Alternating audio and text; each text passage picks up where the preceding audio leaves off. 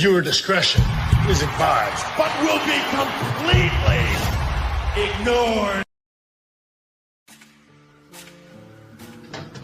You spend time with your family?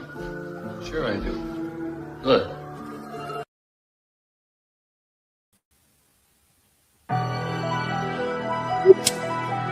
Culture made it hit, boy.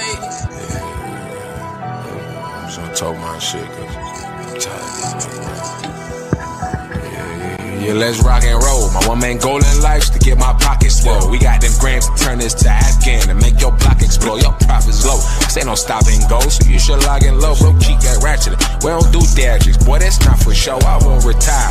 I been through that fire and I still got my soul. This corporation telling me to try to act right, but that's just not my role. Smoke by the pen and I can probably break these down, but I still caught my hoe. Keep rolling up. Like, girl, I stay too high, so I can't drop my low. Yo, I don't know if y'all can hear me loud and clear. If y'all can hear me, say the word. What's going on? Welcome to the Mobb Men Show. You know, I got a new microphone. I'm not using this one. So if y'all can hear me, let me know. Say, put a 1 in the comments. Put a 2 if you can't hear me. I'm gonna try to figure this out. But welcome to the Mobb Men Show. You know what I'm saying? We back at it like cook crack. You know what I'm saying? Yeah, we in this bitch. Shout out to everyone that's coming into this seat and everything like that. I appreciate each and every one of y'all coming in here today. You know what I'm saying? The rest of the mob, they'll come in here eventually. Like, share, subscribe, ring the bell, subscribe to the channel, because be notified and everything else like that. You know what I'm saying? Find us on the Linktree / All the Topics podcast, to find all of our stuff, the merch, the other platforms that we on, everything like that, man. We're just trying to regrow this building. Like I said, if y'all can hear me because I'm using a new microphone, please type in 1 in the comments. If you cannot hear me, please type in 2 in the comments, please. If you guys are really fucking with me, let me know if y'all can hear me. I got a new microphone. I'm trying to make sure that I got the right settings on so y'all can hear me loud and clear and stuff like that. But yeah, man, we got a great show lined up for you tonight, and we got some people that's gonna be walking in late per usual. Here's one of them. Mr. E Dukes is also in the building. What's going down? What's up with you, pimp? Shit, I'm trying to test out this new microphone right now. I'm trying to make sure that this baby works. And sure enough, it works. So thank you to the chat for letting me know. So now I got a microphone that I can fuck around, I can walk around and use, which is actually pretty damn cool. Mike's, I don't know what the hell Mike is and shit like that. I don't know what. I know Uncle Fatu. I know what Uncle Fast is. I know Terry. It's gonna be on like a little bit later. I don't know what the fuck Warren is, but also shout out to the Wild Hound, Johnny K9, for this T-shirt that I got back in June. I think I did because I sponsored him. Well, I'm not too sure when I sponsored him, but it's from like a long time ago and shit. This shirt can really fit me that well like that. It felt kind of snug, so I had to chop off the sleeves enough to make it like this. So, Johnny, if you see this, I'm sorry, buddy, but you gotta get them big boy T-shirts, man, because these 2X's ain't cut it for me. You know what I'm saying? But yeah, man. But what's going on, Doogie? You know me. I'm wearing this see-through shirt. You know what I'm saying? You know, what's see-through? You're sitting in the dark. No one can see you. Exactly. That was saying see-through. I don't want no one to sit there see me, homie. Fucking you're a goddamn idiot, boy. Goddamn fucking idiot. I was gonna say is this. Since we had that SNW show, shout out to all. I was just gonna say we'll talk about that real quick before we jump into the other shit and everything like that. But last week, I know right now we're not streaming on this Supernova Wrestling tonight's more of our night. Last week we dedicated half our night to them, which was for Art of Survival Standing on Business that happened at the Neil Randolph Vault Theater in Lynn, Massachusetts this last Friday. We had a great turnout that night. We had a great turnout. We got some great action. Few motherfucking call outs and shit, but I'm not gonna name no names. But we improvised the best way that we could and still managed having a great motherfucking card. And shout out to what's his face? Shout out to Dakota Orion, who came in and saved the day for one of the matches, shit like that. He had a great matchup against Braylon Johnson. Shout out to Braylon. These two had a great match. The people were into it did Dakota more than anything. I was like, holy shit. But more importantly, I think other people were starting to see and realize, like, okay, this guy got something, so we got to bring him back. So now we're bringing his ass back. So we're just trying to work out some details with him. But the whole card from up and down was just great. I guess you can talk about this for a little bit. I'm not going to give out too much details. But as far as I'm concerned, the episode the whole event won't be released for 2 to 3 weeks. At the editing and production stages, got to come into play. We got to transfer the files over, produce it, what I'm saying, everything like that. So give us about 2 or 3 weeks. I'll have a full official date lined up within the next 24 hours, depending on how much shit that I can figure out by that time period and everything like that. So I'll let you know. Speaking of which, we got another person in the house tonight. We got which I guess I'll make the great announcement now. He's gonna be joining Uncle Fast on commentary. He is our new play-by-play commentator, Terry Merrick McLeod, which formerly known as Math. Will be joining Uncle Fast at commentary next time on SNW TV. But speaking of which, what's going on? Look at you with this microphone, huh? I'm trying Learn something new. I'm trying to test it out and make sure that this thing works. And this thing does work. So I was like, hey, so I actually spent my money the right way. This was supposed to be for SNW, but it couldn't go into one of these fucking speakers that I tried to use it for. So it was just like no go. So I tested it out on here. This is the first time me using it. So now I'm able to actually use this bitch. So I was like, yeah, let's do this shit. You know what I'm saying? So we here. It's actually kind of nice. Yes, I got a little microphone for the podcast now because this fucking microphone, I don't know what the fuck's going on. All right, use that other microphone real quick to order some. Shut up! No, you're not using my microphone for that. Yo! I want some ice cream. I passed, fat man. We all good to go. You need a stand.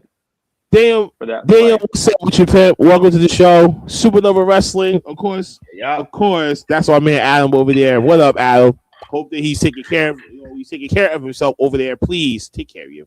Please take care of yourself. Yeah, relax your cankle, man. Relax your cankle. Jeez. Tina, what up?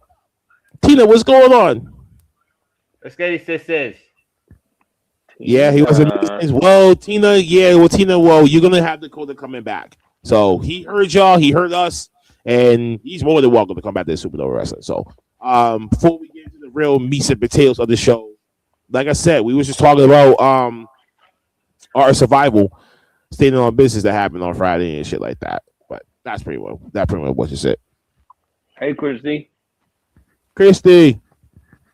Yay. But but the show was great. The show was great from top to bottom. Dukes, you have anything to say? I know that you was there. I know Maverick wasn't there, so he can't talk about this. But you were there. Maverick has to watch it when we actually release it, so he's gonna have to wait like 2 or 3 weeks. Yeah, I saw some of it live though. Yeah, but some of the live should not have been up there only because of Uncle Fast. That's his big. Now I'll talk to him about that later about letting out shit like that. When it comes to tapings, that's fine. No, when it comes to tapings, that's fine. But when it comes to actually like the big 3 events, no live coverage like at all. Like shut that shit down. All right. I was going to say is this: shout out to all the wrestlers that actually came out to out. All of them. Shout out to all the fans. You feel what I'm saying? Especially the fans. Y'all made the night worthwhile. Yeah. You already know how we get down. This is what we do always single time. Shout out to Bobby D. Shout out to Bobby D, man. The Bobby D Trios tournament. Now we got the finals coming up in November 14th at the last show of the year. The last big 3 show of the year is Hypernova. So we're going to see a new trios champion being crowned, and we're going to definitely see who's going to walk out with that. Like I said, shout out to Bobby and his family. You know what I'm saying? They're all of them big supporters of SNW. Shout out to Adam. You already know how he gets down on that part. You know what? Like, yo, everybody who wasn't there, make sure y'all show up to the next events. Make sure y'all show up because legit it'd be rock. And I'm not sitting there saying it just because like I'm there. No, I take everything real critical, and it might be a surprise coming up a little while. Sure. I might be in the ring. Who knows? From you? From you? Don't nobody care if you're there. They don't From care you? Wait. From you or from somebody else? Because now I'm confused. Yeah. Somebody else. Your ass ain't wrestling. Shut the hell up. I'm about to say that he's not going to do that. You know what I'm saying? I heard talking shit. He can try to. No, wait. He can try to because he did get in the ring to actually train, but he hasn't been training like that as often. But he did lose a lot of weight, so you might never know. His cardio could come the fuck back up. You might never even know. His ass probably hasn't trained since and that speaking one time. of which, we got another guy coming in here. Ultra late. That's not playing. Mr. Big Mike is also here with his brick walls. Big Mike, wait, my bad. Tommy. Yeah, Saudi Arabia. Tommy. What up?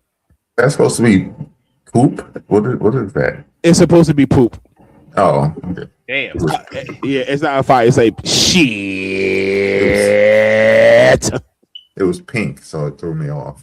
Well, it's the female that's actually throwing that one out, so maybe it's a pink piece of shit, you know? But who knows? What up, Mike? Piece of shit. God, what color it is? True. Or it ain't pink. Wait, unless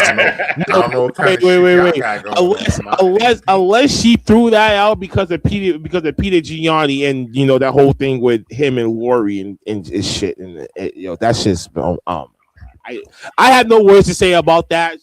Just be patient. You know how wrestling is when it comes to storytelling, bro. Sometimes some people's not gonna always get what they want, but when they get what they want, when the timing is right, they'll come love you all over again. I'm just saying, this is a story that was projected when it comes to this guy. So please be mindful. This is wrestling. If your shit is pink, you need to go see the doctor. You're stupid as hell. Stupid as hell. Wow.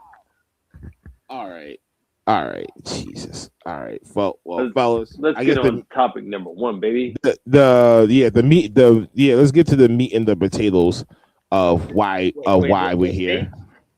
Yeah, what's up with you and this Stone Cold T-shirt? I said meat and the goddamn fucking potatoes, my nigga. Like, what the hell you get that from? What type of meat? Why you out here looking like a black Stone Cold? Who got a Stone Cold shirt on? Who, me? No, you see him got his sleeves cut off out here with the balls. I see him like a black Stone Cold, bro. Time out. This is only because, all right, the T-shirt that I said this before you two even came on, that fucking Wild Hound. I had sponsored him one of the previous shows before that, and the biggest one that he had was a 2X. So I was like, I'm not trying to wait for you to get like a bigger order and shit like that. So I'm like, fuck it, let me just get the T. I'll work with something with that. So just when we about to go on live, I'm like, I don't want to throw on anything on. So I just grab his T. I was like, nah, I gotta do it the old school way. So I cut off the sleeves, threw my joint on, and then here we are. That's it. Would you put on your jean shorts and knee braces too? Yes, I would. Except my knee braces on strap-ons, they're slip-ons, so I can't use those. It is. I swear to God. I swear, all you need to do is just put them things on, boom, you're done. Well, they got them copper fits. Shut up. Okay. So, fellas, all right, so we here. Zilla Fatu. It's the son of the late Umaga. He's just wrapping up business with House of Glory as he dropped his title to Amazing Red this past weekend.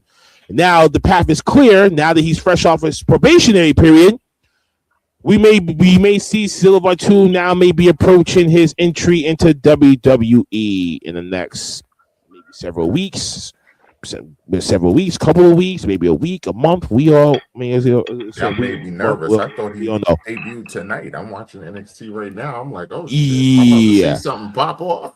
So I got an article here that's basically just talking about this Zilla Fatu situation, and you know who his family is and shit like that and everything else. The Bloodline has one of the standout storylines in the recent years of WWE, could now be set to refresh his impetus because of Zilla Fatu coming into play. And like I said, he just dropped his House of Glory title just the past week into Amazing Red. So now he's officially completely done with every company that he has held the title for, including the Fourth Rope. He dropped that title too. So looks like he's heading into WWE. But the key question is, for his arrival, where should he start off at? We've seen these people who come in from the indies coming straight into the motherfucking company, but it depends on how their skill set is, their promo skill is, and how over that they are before they come in here. We've seen this before. What happened with Jade and that whole Jade Cargo shit? Like we all talked about this from before. She should start off at NXT, but this is a different ball game when it comes to Zilla Fatu, who is 26 years old. Wait, hold on. He was 26 years old, who is the son of the late Umaga. He has family ties in the company, and we've seen what's happened with the whole bloodline situation right now. And believe me, if you heard Eric's fucking tirade that he gave me and shit, trust me, you not want to watch that show on Sunday. But what we talking about here, fellas? Should he start off at NXT? Should he go to Raw with the rest of them or should he start off his own path at SmackDown? So go ahead. Go ahead, Dukes. No, I was going to say is this. He should go to NXT. And here's the reason why. The storyline is still going to be there regardless. Just because how many players are in this storyline. You still got Solo, you still have Jacob, you still got Jimmy, you still got Jay, you still got Roman. As long as those are the main contributors of the storyline, it shouldn't even matter. But on top of that, do the same exact thing what they did to Solo Sikoa. As Solo Sikoa was part of when that storyline was. Damn, that is serious, dog. Damn. You already just gave the whole topic away. Fuck, bro. But thank you, Dez. No need to keep watching. I mean, for actually doing that, I mean, if Dez is here and he probably just jumped on this thing, he probably just saw this thing. So I had no goddamn. I just woke up, so I don't know what the fuck was really going on like that.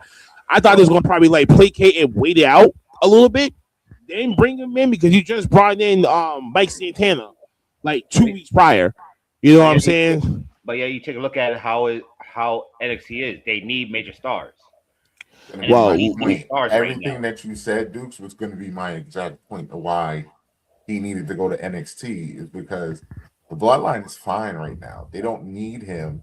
NXT desperately needs male talent. And I'm gonna be honest with you. I know all of us in here, especially y'all, know who he is, and he's big for y'all. The casual wrestling fan does not know who he is. But just like I said, just saved it as Solo Sikoa. Remember, and Solo started at NXT, and it was perfect. They kept him down there, and then him popping up in WWE was even better. Like it was more of a surprise because it was like, oh, where did he come? Like we didn't expect Solo. Well, actually, he kind of did, kind of saw it coming, but still, like the surprise factor will be there.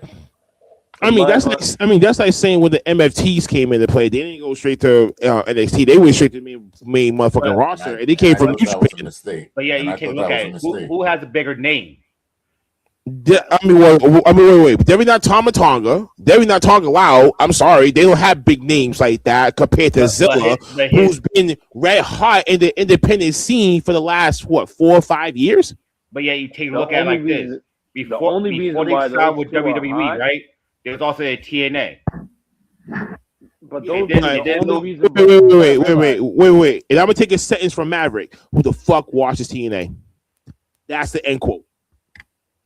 And I'm gonna use that same quote that you said, Maverick, after all these years. Now I'm saying it now because I haven't been watching TNA like that. Because it's true. Yeah, during that time, it was all TNA. Over there too. Wait, I watch it. I'm probably like one of like 7 people in this group in Massachusetts that watch this TNA. Okay, one of 7. You know this amount of the people that watch this TNA. Is just, if you got the time to do it, then go nuts with it. I said. Wait, I watch TNA too. So wait. We all watch TNA together. We got the other one in here though. We got the main man who is your color commentary for SNW Vortex. He is going to be paired up with the new play-by-play commentator, Mr. Terry Maverick McLeod. Your favorite uncle in the world, Paul Jones, aka Uncle Fats. Dukes, I need you to realize that the MFTs, all those dudes, right? Yeah. Those dudes are only known for what they did overseas in Japan. Nobody watches anything else that they've done, and nobody ever watched what they've done in Japan. Like, there's only like 15 people in this world that has. And don't sit here and say, "Oh, I watch them." You don't count. You don't count. So, bro, shut up before you say it. Dude, you mean to tell me you stay up to 3 a.m. in the morning to watch New Japan? Yeah. And then you're nuts. And then secondly, he needs to go to NXT because he's not like a Chelsea Green or Matt Cardona who's been here before, who's done this before, who's been on that stage, who can handle that type of pressure. That he has to go to NXT to get that build. He has to. Just because he's popular on the independent scene don't mean shit. Half of these little kids are not watching TNA, are not watching Fourth Rope, are not watching YouTube wrestling shows. They're watching what comes on TV. And then on top of that, on top of what Maverick has said, a lot of these promotions that these independent darlings and stars that be on, you gotta actually go to these shows to find them, or you have to go find a streaming service that will actually be streaming their shit.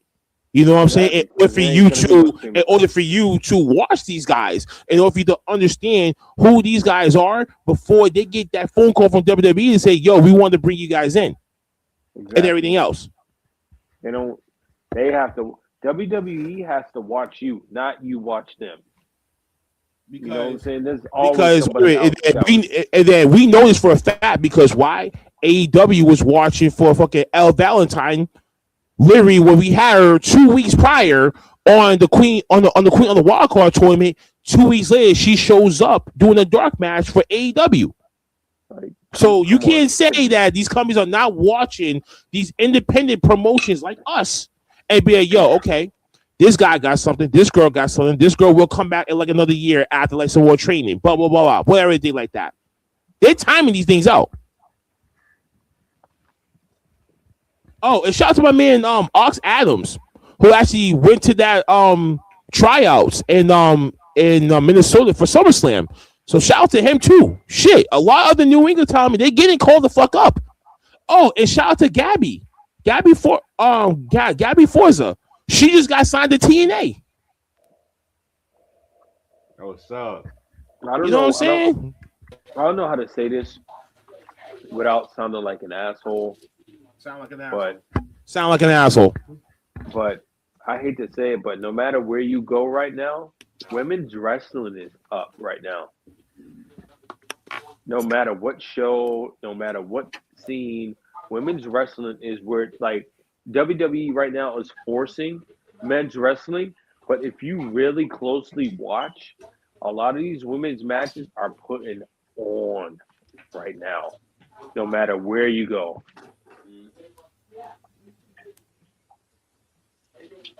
I could be wrong. A lot of people may think differently. Shit, man. You even have Maya World winning the TBS championship. If that's not saying something right there, that was a good match. I ain't front. Like that shit. But what I mean, so when I'm saying like that, like people didn't think that she was going to just be up there. They just thought, oh, she got it because her brother passed away. I'm like, if you actually look at her shit when she was in the Indies in Texas, before she got called the fuck up, then you guys would actually say, oh, she actually had it. I'm like, no fucking duh, because you guys don't go to these fucking indie shows. Is she black? That's the problem. Yeah. Is she black? Yeah, she's black. That's why. Oh. Well, I mean, in AEW, no comment for that one. AEW really does honor their black wrestlers. Which from the guy that's Pakistani. They get more TV time. Wait. From the guy that's Pakistani, right? Is that what TK? He's Pakistan. He's Pakistani. So. Lithuanian. That's props though too. So yeah, he gives out more love to black athletes than what WWE does with theirs. That's just Triple H. He gives more love. He gives more love to black athletes than the NFL. Period.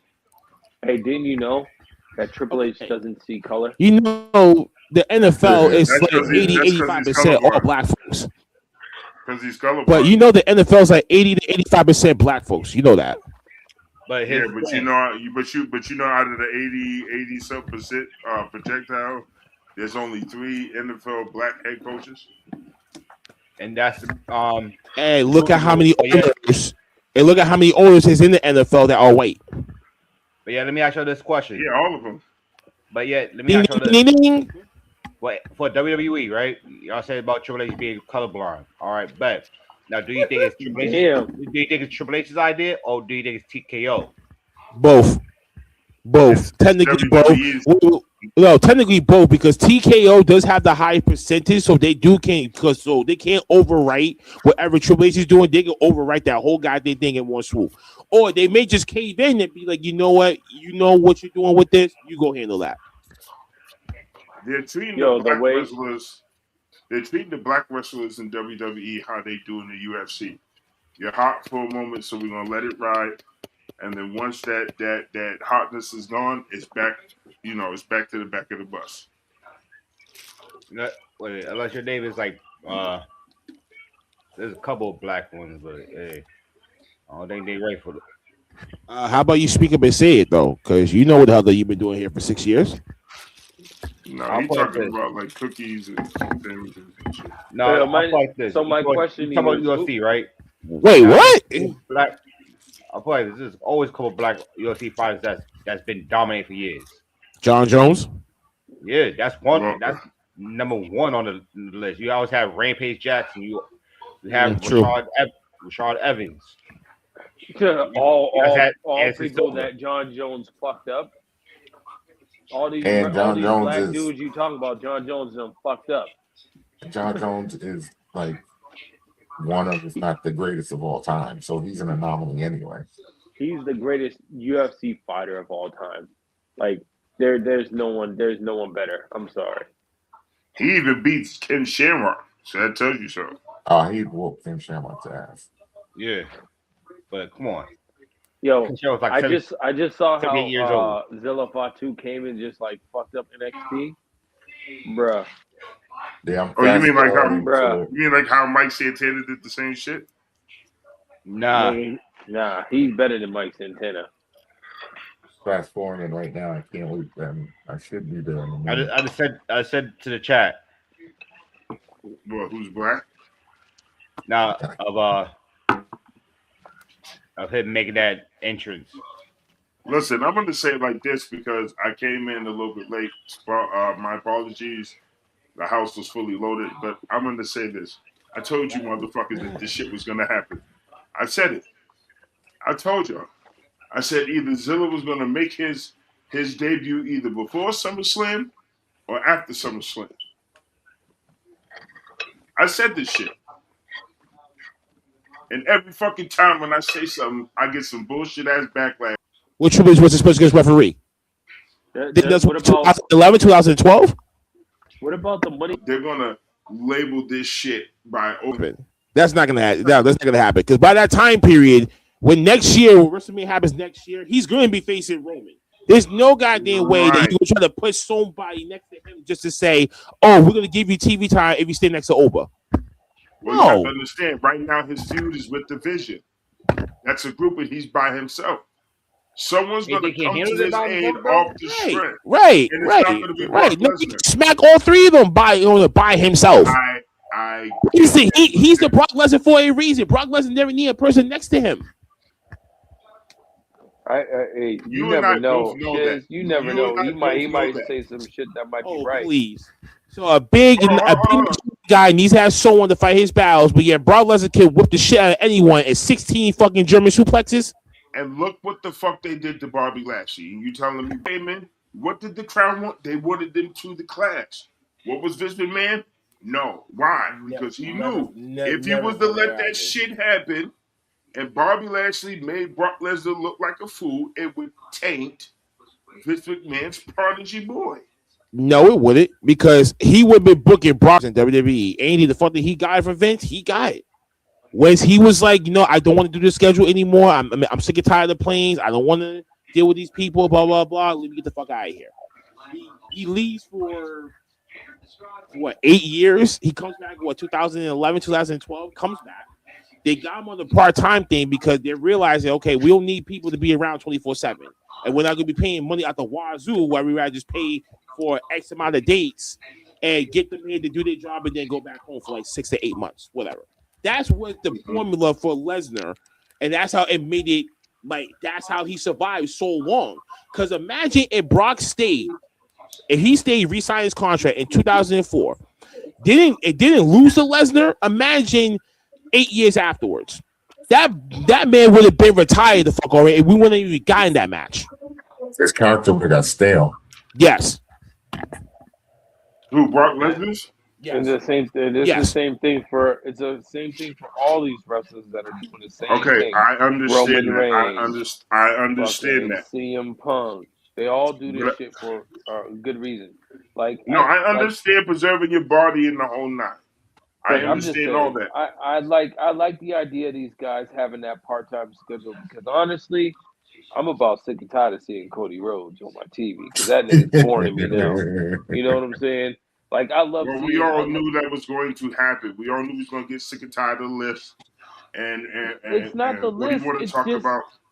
It's the same old shit with this dude. Like he has to be in the title picture. He has it's like what they who was it?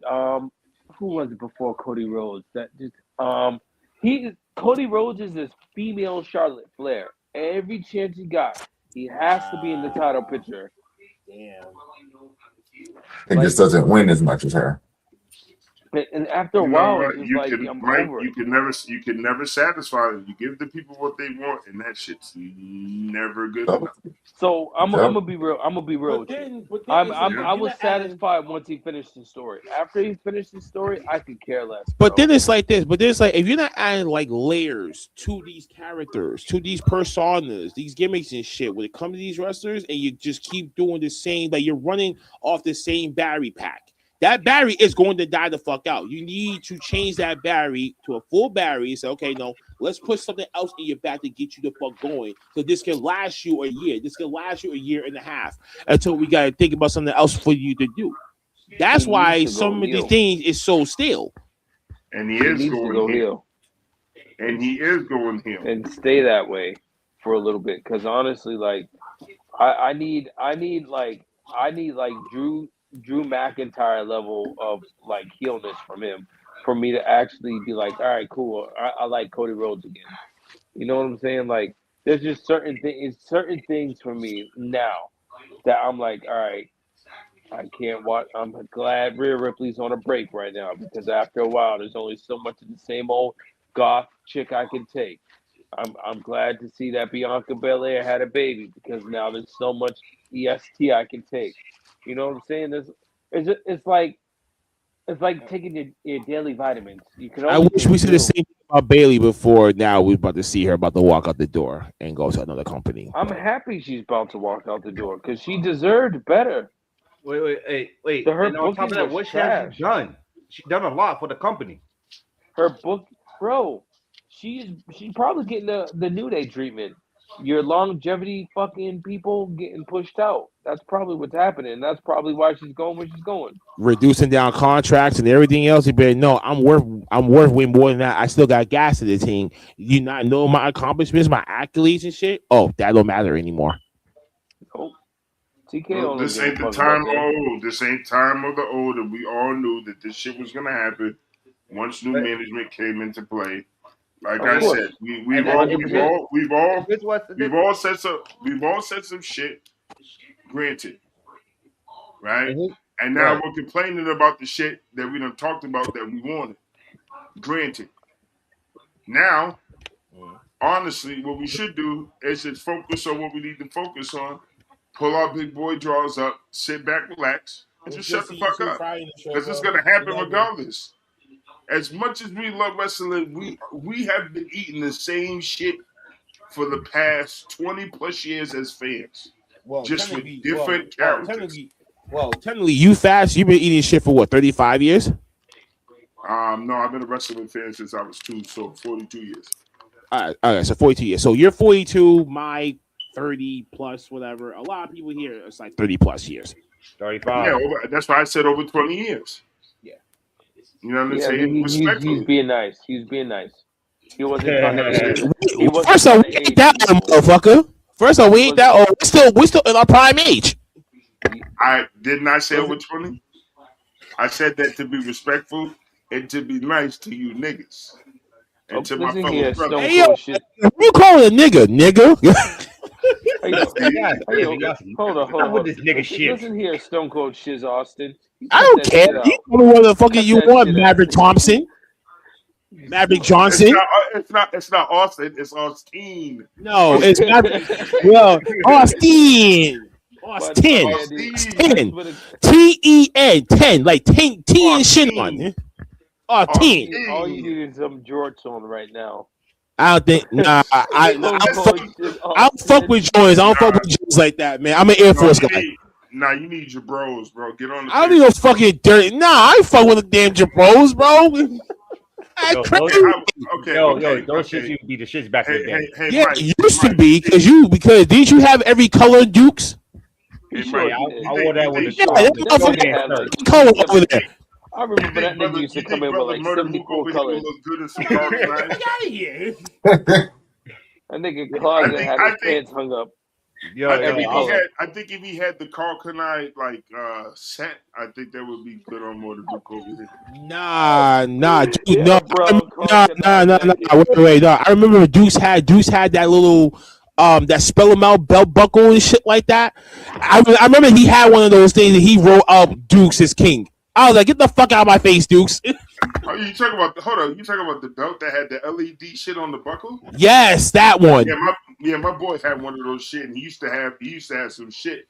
He used to type that shit in and be like, bitches, or be like, get this shit. I'm like, nigga, you're dumb. You're gonna get arrested for explicit content on your nuts. Like, no Diddy. Like, nobody wants to see that shit. You got a drunk chick talking about blow me. What are you talking about? It's right there. In blue. I'll put this. Back in the day, fashion was crazy. Okay. I remember the see-through jeans with the G's Man shirt. Yo, back in the day, Mike, this dude used to come to school and sell plates of food, bro. Yeah. Oh, he did. For real. It was food. He was selling plates before selling plates was a thing. I'm talking about back fat, fucking arm jiggling food, bro. Ribs. This is when niggas were still using lard. That's when lard was still available. I'll tell you this right now, and everybody knows this. My man had a fucking here's the thing, dude doesn't know how to pay his phone bill. This nigga had potato salad that looked like his auntie done made it, bro. And I'll tell you this right now, no bullshit. When I did that shit, I sold it even to the teachers. This show, but the same jiggling that your legs do every time when you walk. That's it.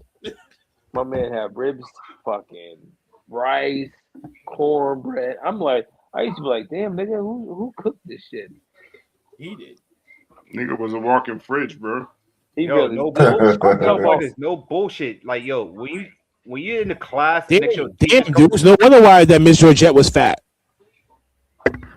Look, this man came to school with 5 plates and left with just the bag every day at lunchtime.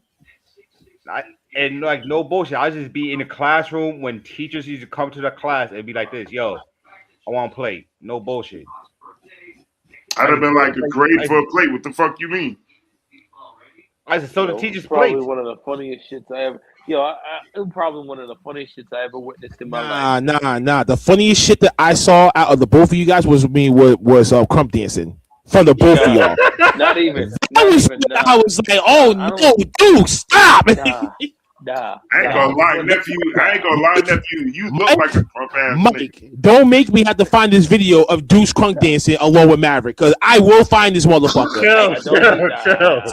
It's on YouTube, bro. And I remember showing them this shit. I'm like, yo, your past will always come back to bite you, because I know, because why? Because Mike, wait, Mike, because you want to know why? I was the cameraman for that whole fucking dance off. I was the cameraman, so I was there, so I know. So I know what the hell that was. You say it like I can't cut a rug and I should be ashamed. No, I'm just saying, nigga. I could. You could. No. You could, Maverick. You could. It's just your frame would make me look at you like the nigga with the raggedy arms. You know, dancing and crumping and shit. You know what I'm saying? But yo, the showbook. That's all I'm saying. I still love you. Yeah, but that's a lot of jiggling though. So could you backflip back then? Nah, I still can't. I don't know how to backflip. He did splits. He did other shit, just no backflips. That was the other dude. What was his name? He was like the smaller one with like the braids and shit like that. He was light skinned. Darren or something like that. Darren was the one that did backflips. You did it. You did all the other shit with the shirt and everything else like that. So you did all the pop locking and the moonwalking and the slide. He was the Chris Brown. Yes. Oh, okay. You was the you got served nigga. Like, yeah, that shit. Stomp the yard nigga. Like, yeah, that shit right there. You're like, I'm having a seizure. Like, nah, you killing me. I'm having a seizure. Man, I'm gonna go find that video. No, chill. I'm gonna go find that shit. Nah, man, like, you got my head going. Dude, don't be ashamed. Don't be ashamed. We did it. That was us. Well, his stomach was. I know. So, I mean, you know. I look like I had no style back then. I fucking thought I was hot shit. Boy, oh boy. Yo, Mike, are you ready for this preseason game starting Friday? It already started, bro. I can't believe this. No, bro. Y'all didn't see that Cardinals and Panthers game that happened last week? Oh, that shit. We're about to get a good season this year. Who got beat up? Cardinals lost by 3 at the last minute. But the Cardinals, no bullshit. They been impressive. That man from the Kyler Murray's on the Vikings now. That's what I'm saying. Without Kyler Murray, look how good they look. Yeah. The curse has been broken. That short ass motherfucker was holding him back, and he's about to go hold back Minnesota. Now I look at Kyle Murray as the new Doug Flutie of the league. Wow. That's damn. I mean, he'll be in the Hall of Fame. Not without a ring, he won't. In the Hall of Fame. Who? Not without a ring, if he gets rid of that headband and shit, and then Not without a ring, he ain't going to nobody's Hall of Fame. Who? Well, he ain't gonna give up being at Minnesota's. Whoa! Time out. Fast. You just said Kyler Murray gonna be a Hall of Famer? Yeah, he could be like the next Doug Flutie if he puts his mind to it. Listen. Just like how you became the Super Bowl champ of losing weight, all things are possible, nigga. I'll put like this. Is he Kevin Garnett? Hey, in 2008, Kevin Garnett said it's the best. Anything is possible. Yep. You just have to believe. Just like how we believed that you realizing that you had a neck underneath all that shit, and you're showing it with pride. All things are possible, motherfucker. Wait a minute. I told you I've had a neck. I just didn't want to show nobody. Fuck out of here. My neck was on vacation. Yo, are you wearing no shirt? What the hell is wrong with you, nigga out here in the dark, butt ass nigga. This nigga's on his D'Angelo tell you how you feel. We don't want to feel shit. I found it. Oh no. Yo, shout out my cousin Reese, Please, dog. can you tell us 3 things that come to mind when we think about Black culture? Proud, loud, and they know how to get down. You already know, like the Clash of the Titans 2. Oh, don't even get me started on that. Still got no style. Let me break it down to you real quick. Thanks, Nishoba. I appreciate you so much. More intense. The crowd was more amped, just wilding out. Hey, even the competition was more fierce. I mean, you had dance groups like MLM, Rated E, Scheme Team, Low Scheme Team. Yo, what I the even saw fuck is this? in there. Scheme fucking team. Oh, wow.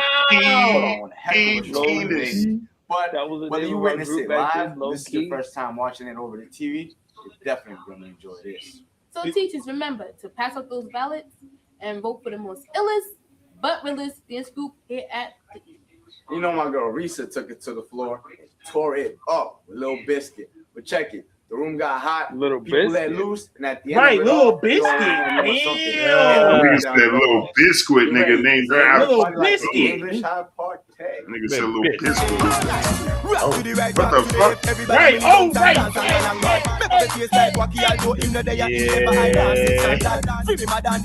Mr. Duart. What? Yo, and Mike, I'm and still Mike, right here, yo, dude. and Mike, and Mike. Like I said, I was cameraman for this shit. Is that right there? That right there, that girl in the front, her name is PK. There you go, yeah. Yo, shout out to my sister Curly, dog.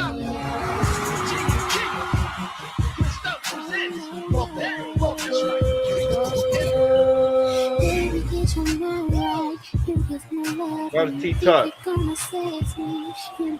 man is very nice. Dance pro right now. She fucked up over there on the right.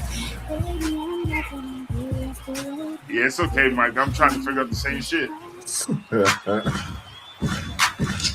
Hey, hey, Look at that ugly hey, ass video. hey, hey, hey, hey. That's mad. That's mad. Okay.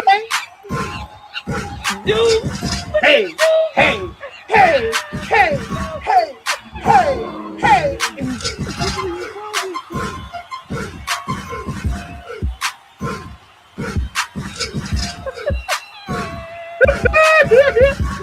Wait, Francis. that's Dukes? I mean, Aaron, bro. That's crazy. Let's go, man. Let's go, man. Let's go, man. Hey. Oh.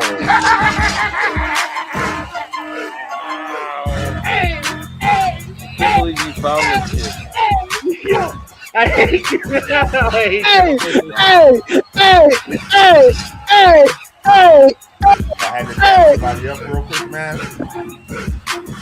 Yo, what the hell is this? Someone's mad? Where y'all getting No. this? What is going on? Yo, this is like a fake tip drill video. I give it to y'all. Y'all are definitely turned up, though. That got me grooving here. So get the hell out. You ain't grooving. All right, you can turn it off now. We done see what we need to see. Yeah. Kyle, bring back. Nah, we need to see Duke's part. We did. I was already shown. Duke's Nah, we already got to went. Duke's shit. Because Duke's was in this shit too.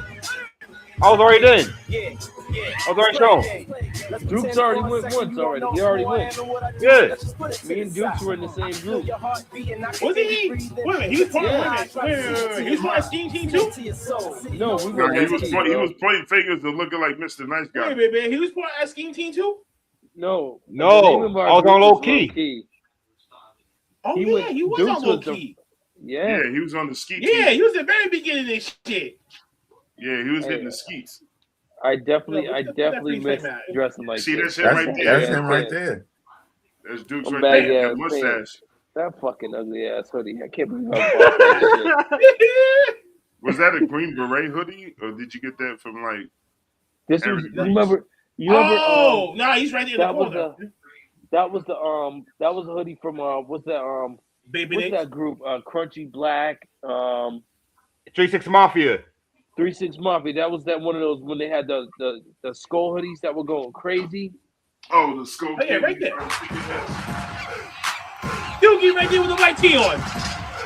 Yeah, Doogie get it. Doogie right there with the white tee on. Hey!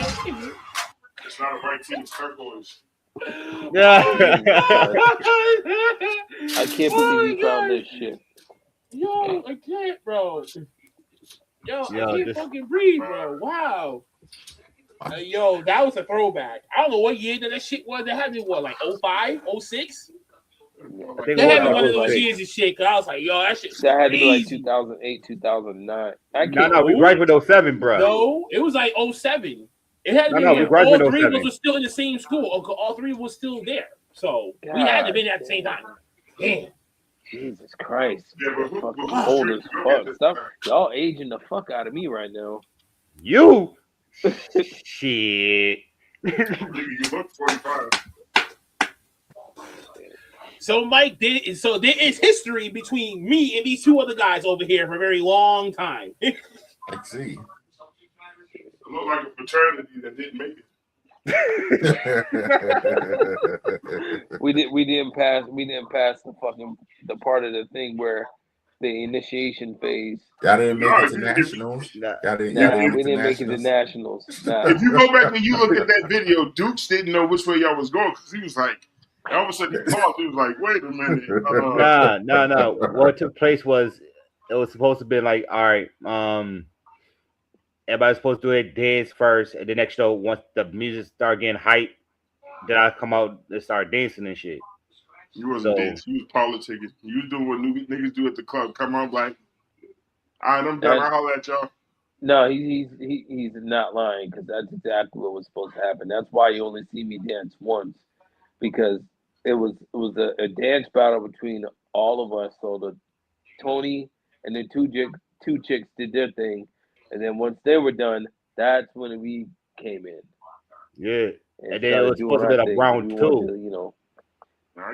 We weren't choreo. We were just dancers, man. We were just doing our thing. And it was supposed to be a round two after that, but nothing took place. But yeah, those good old times, good memories. But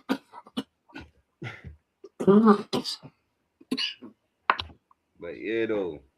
That's like what, over 20 years ago? Over 20 years. Just about, yeah. Y'all niggas is old as fuck, man. All I could say is I can cut a rug a lot better than that now. Oh, your legs are more seasoned, huh?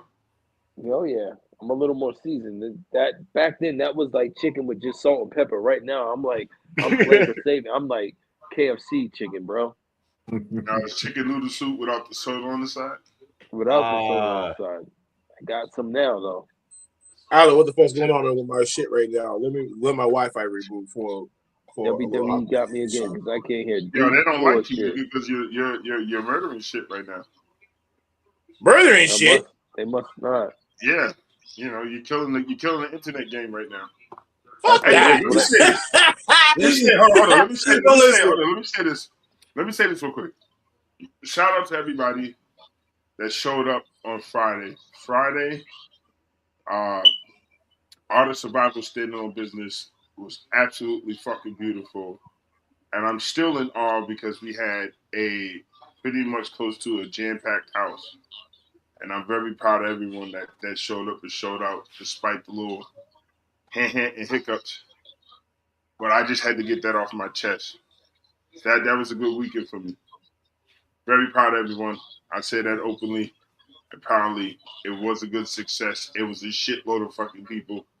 And shout out to I can't think of his first fucking name. Dakota? Yeah. Is that Orion? Yeah. Yeah. Yep. Bro, let me tell you. You got my vote.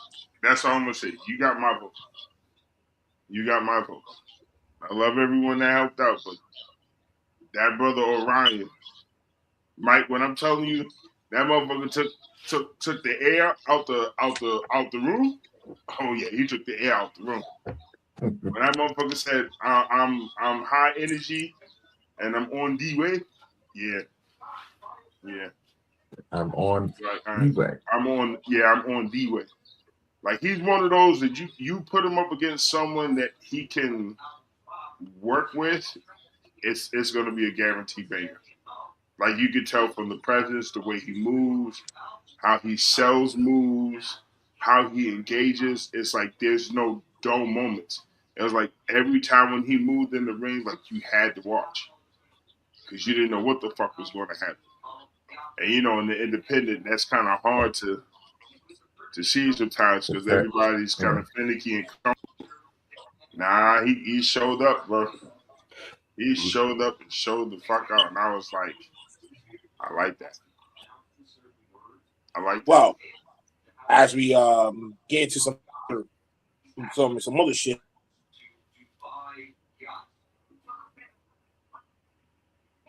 exactly true or not.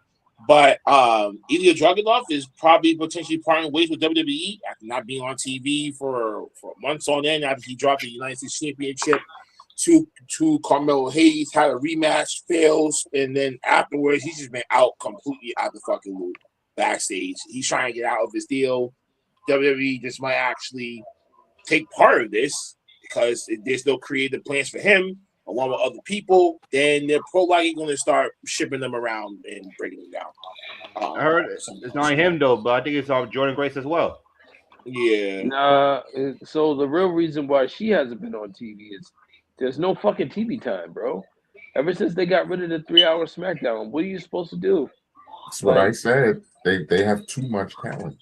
They're like AEW. They have too much talent and don't know how to use it right. It's the whole Monopoly game that they're trying to do, but like you guys said, there's no TV time, and they're picking their hand favorites. They're picking their hand favorites and kind of leading the charge to be on TV every week. That's why I don't like seeing Liv Morgan on my TV like that each and fucking week. Get the title off her and put on someone the fuck else. Like Jesus, people like Ilja Dragunov should have been stable on the fucking main roster, but no, you guys are just dropping the ball because why? He's too short. Ugh. Well, that and because the fact that they're listening more to the universe instead of following with the plans that got them there. And this is where the whole social media and shit comes into play with fucking shit up. Like Undertaker has stated it before, there's some shit that should just be kept behind closed doors the way that they are because it leaves the anticipation of what if. That's where the creativity comes in, the minds start whirring. That's how the rumors start coming out where you have more Bleacher Reports and try to expose the kayfabe and all that other shit. And it's like now everything's out in the open, so there's no mystery. So if you let everybody dictate what you want, it's kind of like, it's like, when are we going to get a clean cup that we can look in? Everybody's going to dip their hand into it, giving their opinions, and y'all are just fishing and see which one fits the mold. No, go back to your foundation of what got you to this point and utilize your talent. You know what I'm saying? If you can't see the magnitude of what you had at SummerSlam night 1 and 2, then this whole shit with Khan and Triple H and everything else, y'all gonna have to go back to the drawing board or let Vince McMahon come back in and reshape this shit. But then again, My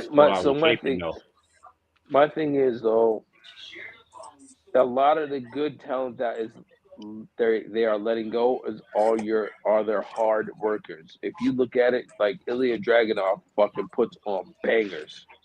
Gone. Sheamus, when he's not injured, puts on fucking bangers.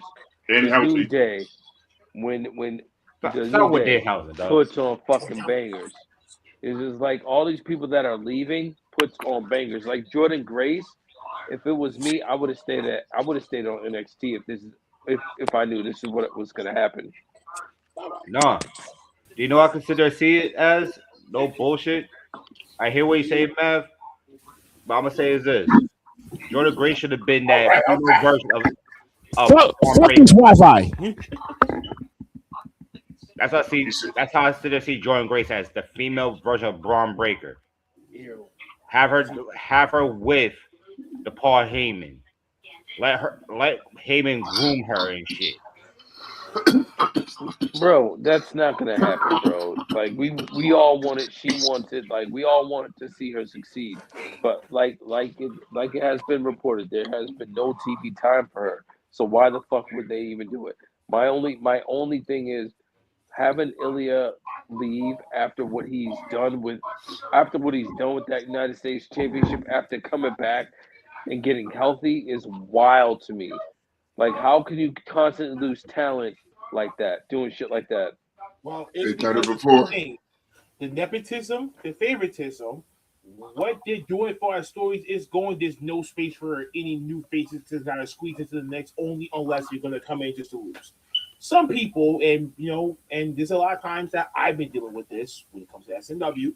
Some people come up to me, this feels weak, and anything else. I have to tell them, listen, guys, if some people are part of a story, we are trying to build this story to where we get to a finish at a reasonable time so we can get other people to do new shit, tangle with new people. And so it kind of spreads the wealth around. WWE's not doing that part. They're sticking to where it's the hardest storyline and saying, no, we're going to propel this thing forward, milk as much money as we can before it gets dried the fuck up, and then we got to try somebody else. But by that time that happens, some people are no longer in the company. Now you're bringing them back, i.e., Baron Corbin, and you put the United States title on him. We all do not want that, but that's what they want. Because why? I mean, for whatever reason, that's Triple H's guy. Whatever business. We all know the reason why. Because I'm gonna be honest with you, Trick Williams going against Carmelo Hayes, even though it's a good rivalry, it's like you got a giant going against another Rey Mysterio in some sense. Okay, and to them, that's not an exciting match. It's like a squash. It's like a squash match to them. You know what I'm saying? You give somebody like Baron Corbin to a guy like Trick Williams of that size, it makes him better overall in the ring. Trick Williams still has some learning to do. The only thing I'm gonna say about the Trick Williams thing is he gotta change the moveset, bro. Please. I know. Wow, you're killing me with this. Yeah, he still bought your shit, but at the end of the day, he still got to learn. Right now, this is his learning moment. Right now, battling Baron Corbin. All right, question. Now, it just popped in my head real quick. Now, do you think Ricky Saints made the wrong decision of moving from AEW to WWE? No, I think he made the wrong decision by going to WWE. He should have went to TNA. He would have thought a lot faster, a lot better over there. He definitely would have progressed a lot faster. He would have been international champion right the fuck about now. He would have been anywhere in one of those title mixes. Not the X division. International, yes. Tag team, depending on who they paid them up with, I could probably see that. Not the World Heavyweight Championship, not for another like 2-3 years, where certain people are gone, like Moose and other people like that who are gone, and they need to build up the faces that they have from inside, or to bring in new faces. He'll be one of those people I would have like that number saved up. Be like, no, give him a call up. And the only reason why I said to say that because what happened to him? Where he at in the whole type mix? You know, a lot of these guys that we are complaining about is not on TV. They're doing house shows, and they're probably just sick and tired of doing fucking house shows. You know what I'm saying? Because at the end of the day, the house show is pretty much the scouting report for if we're going to put you on fucking TV or not. It's not only on top of that, it's also giving them an opportunity to see who's consistent with the fans. Yep. That's what I mean by scouting if they're going to put you on TV or not. Also adaptability too. If you can adapt to whatever fuck that you're being thrown into, and you can adapt fast, they'll love you for that. They'll be okay. No, we can put them against Woo, and they'll have a great match. They'll work it out, or that agent, whoever is the producer for that agent, will kind of ask them for like, "Yo, what you want to do?" But the finish gotta be like this, or because wherever the story is, we're gonna have to propel that story when it comes to the finish. Anything in between the matches, y'all can talk the fuck over. I'm gonna be honest with you.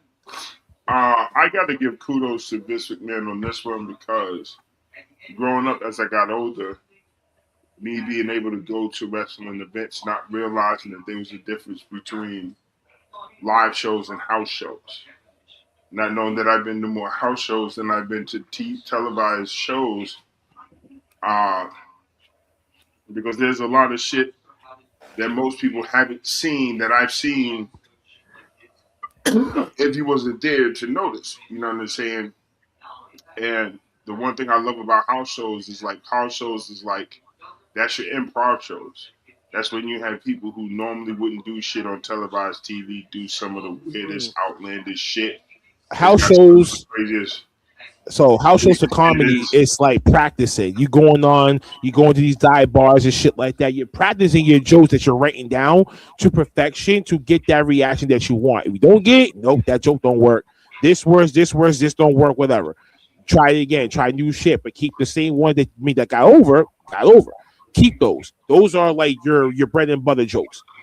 We go to the main level, the main stage, like the stadiums, like Madison Square Garden. You're traveling around, you're doing Vegas and shit like that. Vegas residency. You gotta have your game down to a T, but you gotta add some new shit to the mix to give. Okay, we already heard that joke before. What else is new? What's going to keep our eyes on you and want to spend our money buying tickets to come and see you? You know what I do? I have to agree with though. Well, I have to say that I think is factual. Undertaker right now is producing the best WWE product right now over in AAA. Oh yeah, definitely. And I Kudos to love Taker, that, man. and I love that a lot of those guys are going down there instead of just, oh, I need to get to SmackDown, I need to get to Raw, I need to get to NXT. They're now realizing there is a whole nother door open for me to go through. Or they have to go to Evolve. They gotta go through. I mean, they gotta still go to the main roster, main event to do dark matches. There's still a whole system for y'all to go through. Say you going to straight just the big two. That's it. I agree. You gotta crawl before you walk. Yo, shout out to I would say like this. Shout out to Elijah Holyfield for going out to AAA, dog. No bullshit. A lot of the times they send those guys down there because Mexican wrestlers are true wrestlers, so they want you to learn, like train. That's one of the other meccas too. Look at you Lola got to Vice. deal with the speed and all that shit. Look at Lola Vice. Lola Vice was trash. She went down to Mexico, trained with Natty, trained with the Mexican wrestlers, came back a fucking problem. A lot of these wrestlers that can't wrestle that end up on NXT, and like I hate to say it, but the only way that fucking stupid ass girl who's just trash, Nikita Lyons, she needs to go to Mexico. But even then, her character will be trash down there too. So I don't even know. No, she needs to go to the dungeon. That's where the fuck she needs to go. She doesn't need to learn. Home. She doesn't need to learn no luchador match. She needs to learn a moveset that is fit for her body type. That is it. She needs to go to the couch and stay there. Or she should do OnlyFans like Don Marie just did. I'm just trying to don't need to do none of that. Well, Don Marie just announced that she joined OnlyFans, so you know what the fuck that leads to. Yeah, but you know what? Nikita Lyons does need some work. I don't think she needs to put herself out there. She's already put herself out there. She's a beautiful woman. Look-wise. Hold on. She just need to work on her technique and shit like that to make herself better. Yo, Mike. You know what I said last week? The kid said she don't blow dick. See, but my thing is, Uncle Fats, you're saying she needs to work on her technique, but she's been working on her technique for the last 4 or 5 years, bro. And look at the last person that was there for 4 or 5 years. What happened to him? You said, well, who wrestler? The last wrestler that has worked on their technique, their character. What happened to them when it took them 4 or 5 years? I mean, they're not here, but I mean, exactly. So why is it that she is, and she's been doing the same thing? Because WWE knows one thing about women: sex sells, and that's the one thing. If you still are attracting the fans, you are still on the roster. So she's the stable of this generation? Hell no. Because they're turning the thick part. Is she Sunny?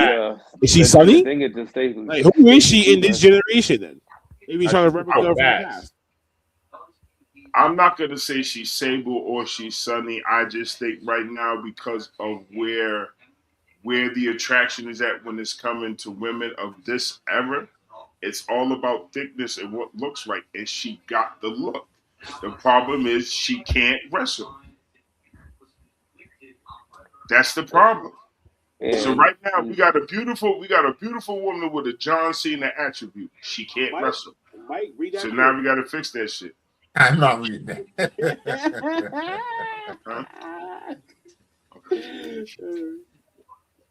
So I mean, at the end of the day, you gotta. That's how I look at it. But like I said, it is what it is. I mean, you sleep.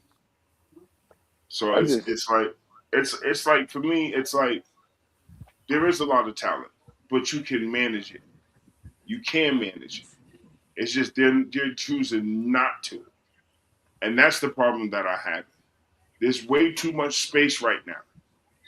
If you really go back and you look at these Raws from this year, there's way too many fucking commercials. There's way too many commercials. Wow. You think about it. How many matches go on Monday Night Raw? 5? 4 or 5 matches on Monday Night Raw? How many was it 6 Raw at the before most. then? Bro, it ain't no 6 matches on Raw, bro. I said at the That most. used to be. That At used the to be the most. standard. It used to be 6 to 8 matches. That was like 5. It used to be some shit going on in the back. All it is just quick promos, a couple of talking, and it's more commercials and sponsorships than ever. Yeah, it's like 5 matches now. Like all I know is, like, for me, if you are on NXT and then you get demoted to LFG and you get demoted to Evolve, why are you still here? No, you get demoted from NXT to Evolve, then from Evolve to LFG. Then that's when you're at the bottom of the barrel. My question is, why are you still here? Yeah, why is she taking up a spot? No, I think OVW separate now.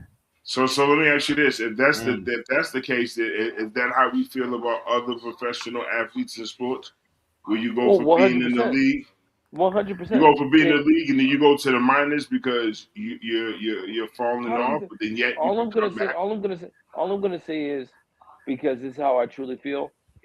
Bronny James should have never came to the NBA.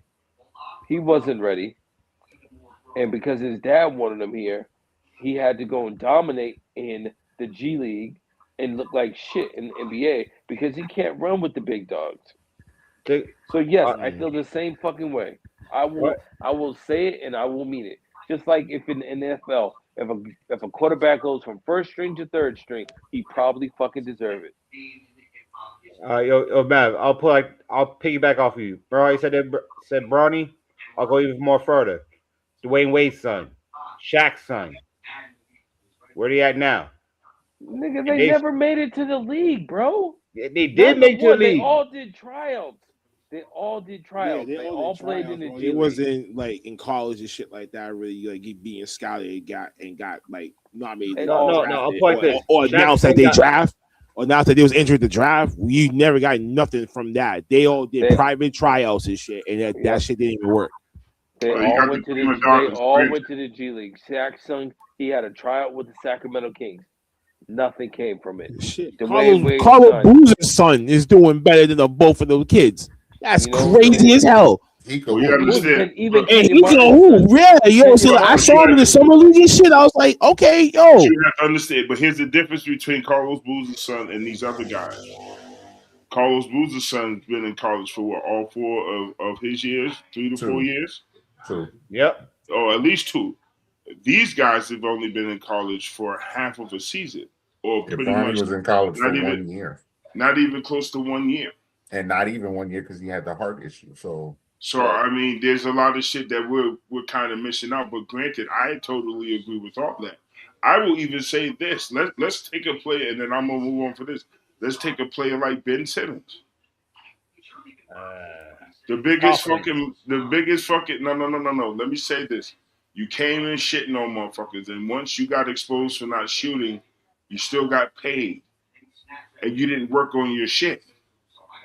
So my thing is, why are you still getting paid that type of money? That's me. I'm sending your ass down to the G League. Listen, go work on your shop. Go do something. Because I'm not wasting all this fucking money. Same thing with WWE. If all you can do is sit there and bat your eyes and shake your ass and do splits, and you can't do a simple arm lock, wrist lock, head lock, suplex, power slam, guess what? You got to take a back seat or go train. Once you're where we need you to be, then you can be on fucking TV. I think that's it. But the thing is, she won't be, because you could tell just like watching her, she don't take it serious.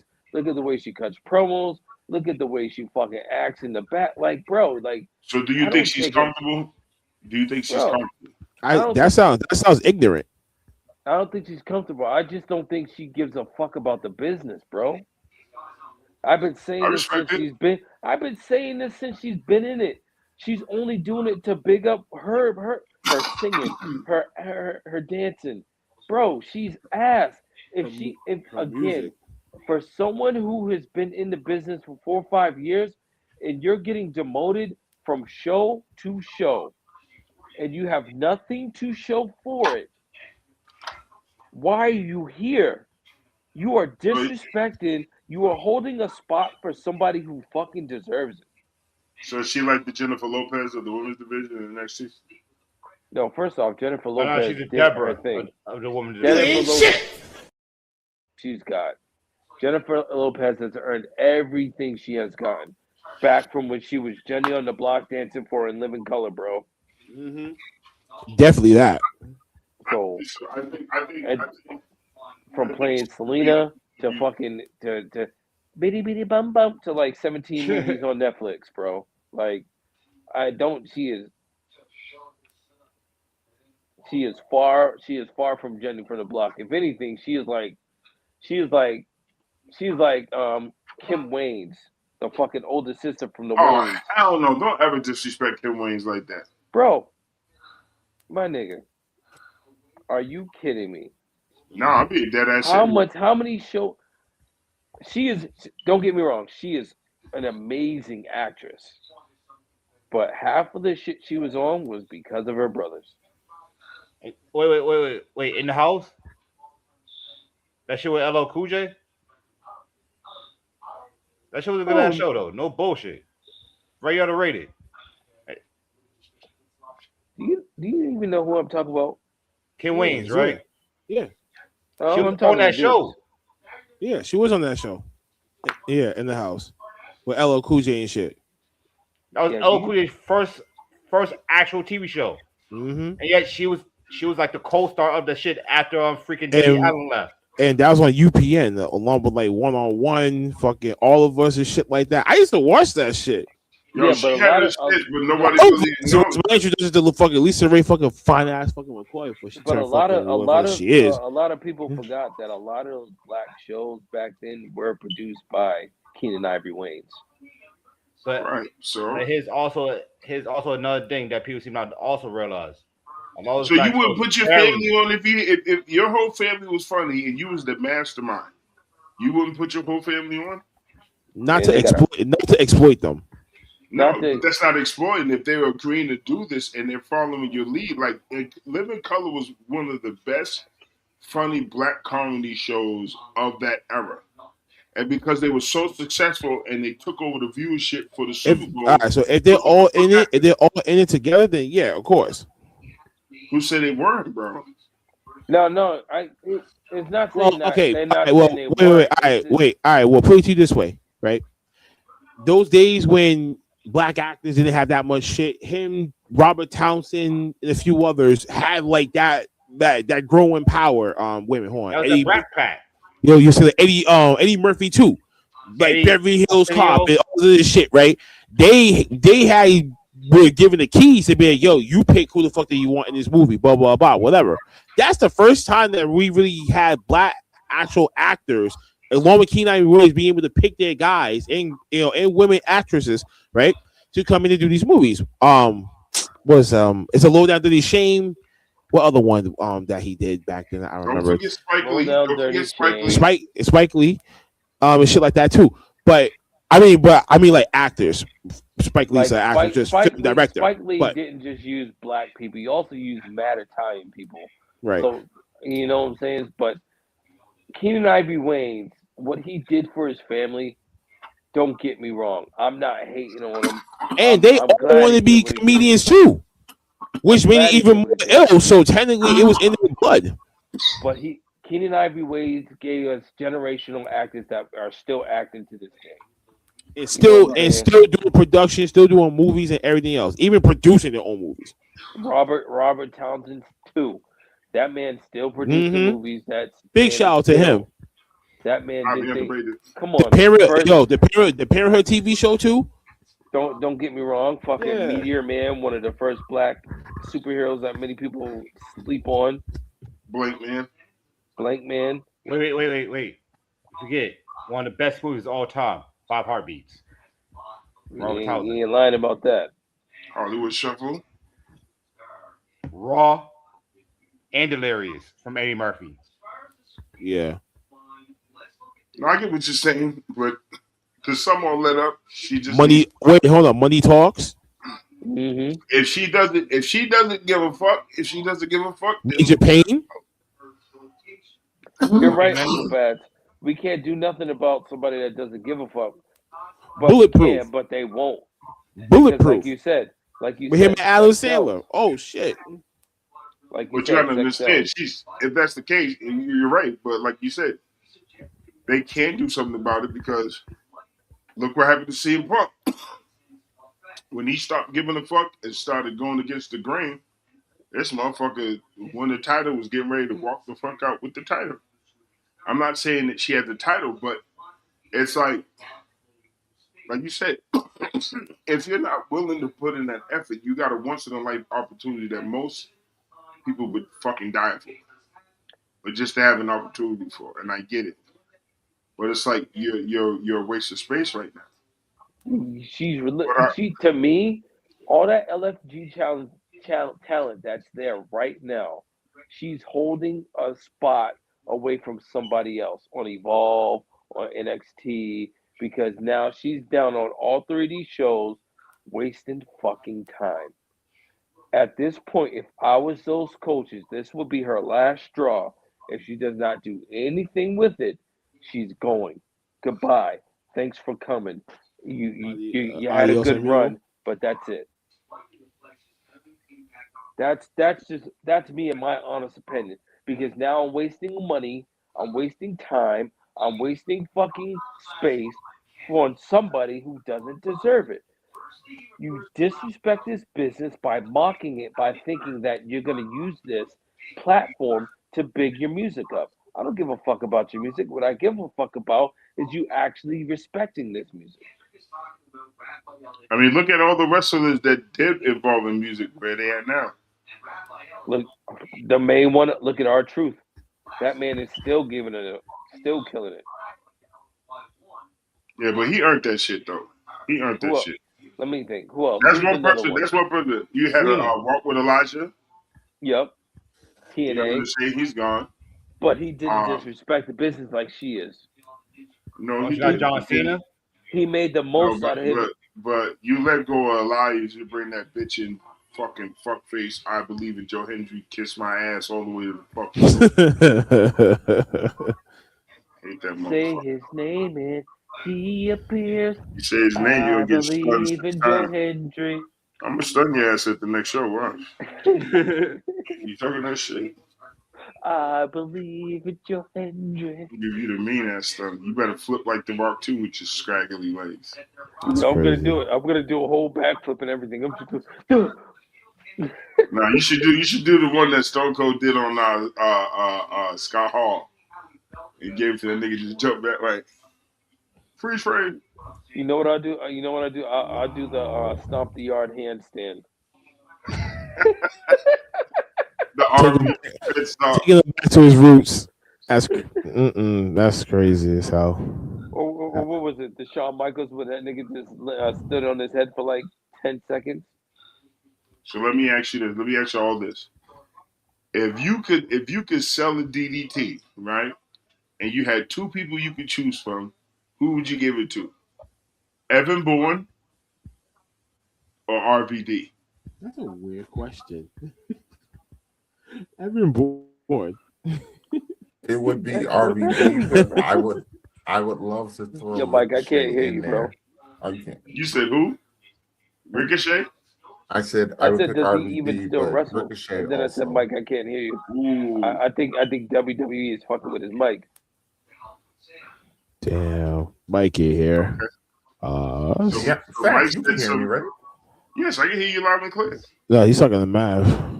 Am I the only one? I don't know. Can you? Blackheart. I can't hear what he's saying. Hold on. Yeah, I can hear Mike. It's probably Mav. Yeah. So okay. Yeah, it's probably Mav the whole time. I'm gonna say like, what the hell is he talking about? Okay. All right. So I'm gonna let me start this over because see, you just made my mind wander. Because now I'm sitting there like, okay. So I'm gonna put these 4 guys: RVD, Evan Bourne, Ricochet, and Mustafa Ali. First off, out of all 4 of them motherfuckers, I hate Ricochet. That fucking nerd. So is that the person that you would love getting the DDT? Like if he could sell your DDT, is that the person that you want to give the DDT to? Absolutely, that fucking nerd. Get the fuck out of Get that nerd the fuck out of here. All right, Blackheart, who you got? I give it to everyone. He is. I mean, he's a natural seller anyway. So who the fuck is Evan Bourne? That's the one that did the moonsault. The moose, yeah. Just what the moonsault got RKO'd. I know who he's I know Matt, who it is. He's Matt Seidel in AEW. I just say it like, does he even still exist? Yeah, he still exists. Yeah. It's just like you crazy as hell. He's still hopping around doing his 1-2s. Who you got? Who you got? Duke's Juan Pablo Escobar, no bats. I got a neck, homie. Know You what? got what? I'm gonna change the name. I'm going with Dolph Ziggler. That guy neck. Why would you go outside the green, you mofo? Pick the one out of the 4, clown. Oh, Jesus. But that's one of the best wrestlers that actually can do a sell. That's not what I asked you, dummy. Take a DT one? I'll do that nigga DT every single day. Just but why can't you just choose out of the 4 and stop being so difficult? All right, out of the 4. You know what? I'm gonna give it to Mustafa Ali. Just because I don't like how you do my baby boo boo wasn't that wasn't even a choice, was it? Yeah, it was a choice. I had 4 of them. Oh, I had 4 of them. I'm going with RVD. It's just something about you pointing your shoulders, thinking you the shit, and then once you turn around, I'm spinning your ass around, hitting you right in the gut, and I'm coming down. I want them legs like you're throwing a flag into the ground, just letting it stick, just bang, just lay straight up in the air and good night. I just fucking hate fucking what's his face. That nigga the fucking nerd. Get that nerd the fuck out of here. He got a beautiful wife though, but you know. They're doing him just like any other person. Let me go get 2 big ass dudes to accompany this fucking nerd so he doesn't get his ass stomped. So let me ask y'all this.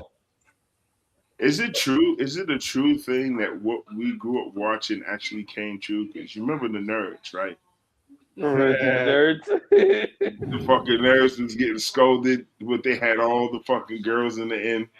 Now Ricochet's this nerd, and then he becomes a wrestler, and then he got a badass wife. Wait, hold on. I did remember I sat there and said that. Did I remember I said that Ricochet was going to win a championship? The trios title? And all y'all laughed at my ass for that shit? I'm still laughing at you. I'm still laughing because But if you said it, congratulations. Fucking won. That nerd should have never fucking won it. That nerd shouldn't win anything. Because you did say that. I do remember you saying that, and you did say that. And I don't think I gave my assessment because I wasn't watching AEW at the time. He's still a fucking and I nerd. think I said that AEW's got 17 belts, so of course he's gonna win one. I mean, he's been putting in a lot of work, regardless of the opportunities. Yo, can I say what they're doing with fucking Shotzi and fucking what's his face? Leo Rush is fucking fantastic. Rush is fucking the most fantastic programming. Now. Man. Yo, knock on fucking wood. Please roll with the punches with this. Oh my god. This shit was fantastic. So this new to AEW with this shit. I swear to God. So this new character he got, like this is like the demon version of Leo Rush, or is there another name for this character? It's a demon version. It's like basically. He knows. No. I'm gonna say this. He takes over for what Danhausen did. He knows. But it's just like more of a demonic version of Leo Rush. I feel like these niggas is really paying homage to Bray Wyatt. There's a lot of shit that I'm just like, yo, these niggas is. Man. This was his thing. Bray Wyatt was his dog, and like he's like legit. Like he's definitely paying homage to Bray, and like added Shotzi in it just makes it even better, bro.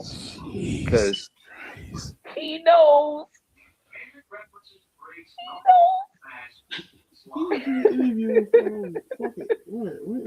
Like when he moves, he just did an interview where he had like the little like umbrella hat thing on top of like, his head and shit like that. I was like, yo, they really going with. I was like, what the fuck? That shit had me rolling. He's everywhere now. It's like, yo, he's awesome. Just fucking awesome for him. I'm so happy because the way he developed into that character, like you've never seen it coming. He's definitely an underrated talent. Jesus, man. I don't know who came up with that shit. I don't know who came up with that shit, but cool the fuck O's. No. I heard it was actually Leo that actually came up with that shit. No bull. But Dukes, I hope you know. He knows.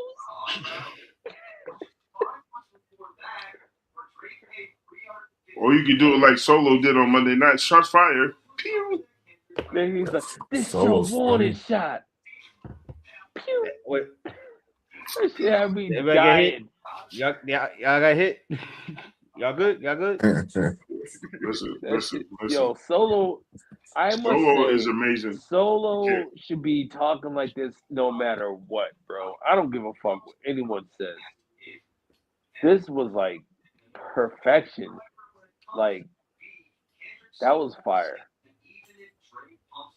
So if he, him going back to the bloodline, do you think that he should stay the way that he is? I hope he does. Because I think if he stays the way that he is, I think that's where it's. I hate to say it, that would be fucking. That would take the bloodline to a whole nother level. No. He has to. In my opinion, he has to stay where he is. Because if he doesn't, there's a problem, bro. No. What he's doing right now is fantastic. Why would you want to take that away from the people? And I'll say this: if he goes back, you know what I'm saying? He might be that how Sami Zayn was, that comic relief. You feel what I'm saying? Like how Sami Zayn was doing it while. But you already know what they're gonna do to him. They're gonna be like, "All right, see you later. Fuck you. Bye. You're going back to the non-talking Solo." No, I don't think they are, and I think if they do that, they're gonna get the biggest cuss out for me. Because what I saw on Monday, what I saw yesterday, perfect. Was straight perfection. When I mean like a way a little brother can get to his big brother like and that. just annoy the fuck out of him, but still be effective, like that's needed. And then he can switch up on anything and still get the job done. I bet you any amount of money that nigga was doing that all his life. Yeah, he does because everybody said like, "Yo, Solo was the funniest one." He knows how to. Jimmy's like, I feel like Jimmy's like the level-headed one, but that nigga probably still gets to know that bullshit too. I ain't gonna lie to you, Jimmy to me is the leader of them. Like low key, yeah, I know Roman's the dog or whatever, and he's the big cousin, but I think Jimmy's really the methodical one out of all of them. You know, I have to say this because I agree with you, but Duke said it, and he's always been saying it. Jimmy is the better of the Usos, and I'm starting to see it now. He definitely is, and I'm a one up you, and I'm gonna say I feel like a lot of this storyline is coming off of Jimmy's head, where they make Jimmy look like, all right, I'm cool with it, but like he's a tribal chief. This is how we should run the play. Like I think it's really coming from him with this. We should be running the play like this. And I will also I also will say is this. Yes, it's kind of true what I said to say about Jimmy Uso, but one thing, real reason why, because literally, my mindset is always sitting there thinking is that the real reason why that WWE will not give him a title is just because of Jay. They see what happened to Jay and see what happened while he had the Intercontinental title, he had the WWE Championship, and see how he has portrayed himself as a champion. And they sat there and thought, like, yeah, we gave him the title. Yeah, what will happen if we do it to Jimmy? Yeah, it might not be the same.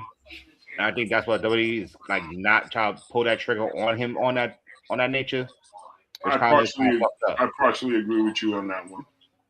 I think if it wasn't for the injuries at those clinical moments, not clinical, but those pinnacle moments, when he was needed, I think that Jimmy would have gotten the push and would have held the belt longer than Jay. I think they still. I think it's still possible that he can get the belt. Plus, you also got to understand that we're in the business, so you also have to understand these conversations come across to certain wrestlers.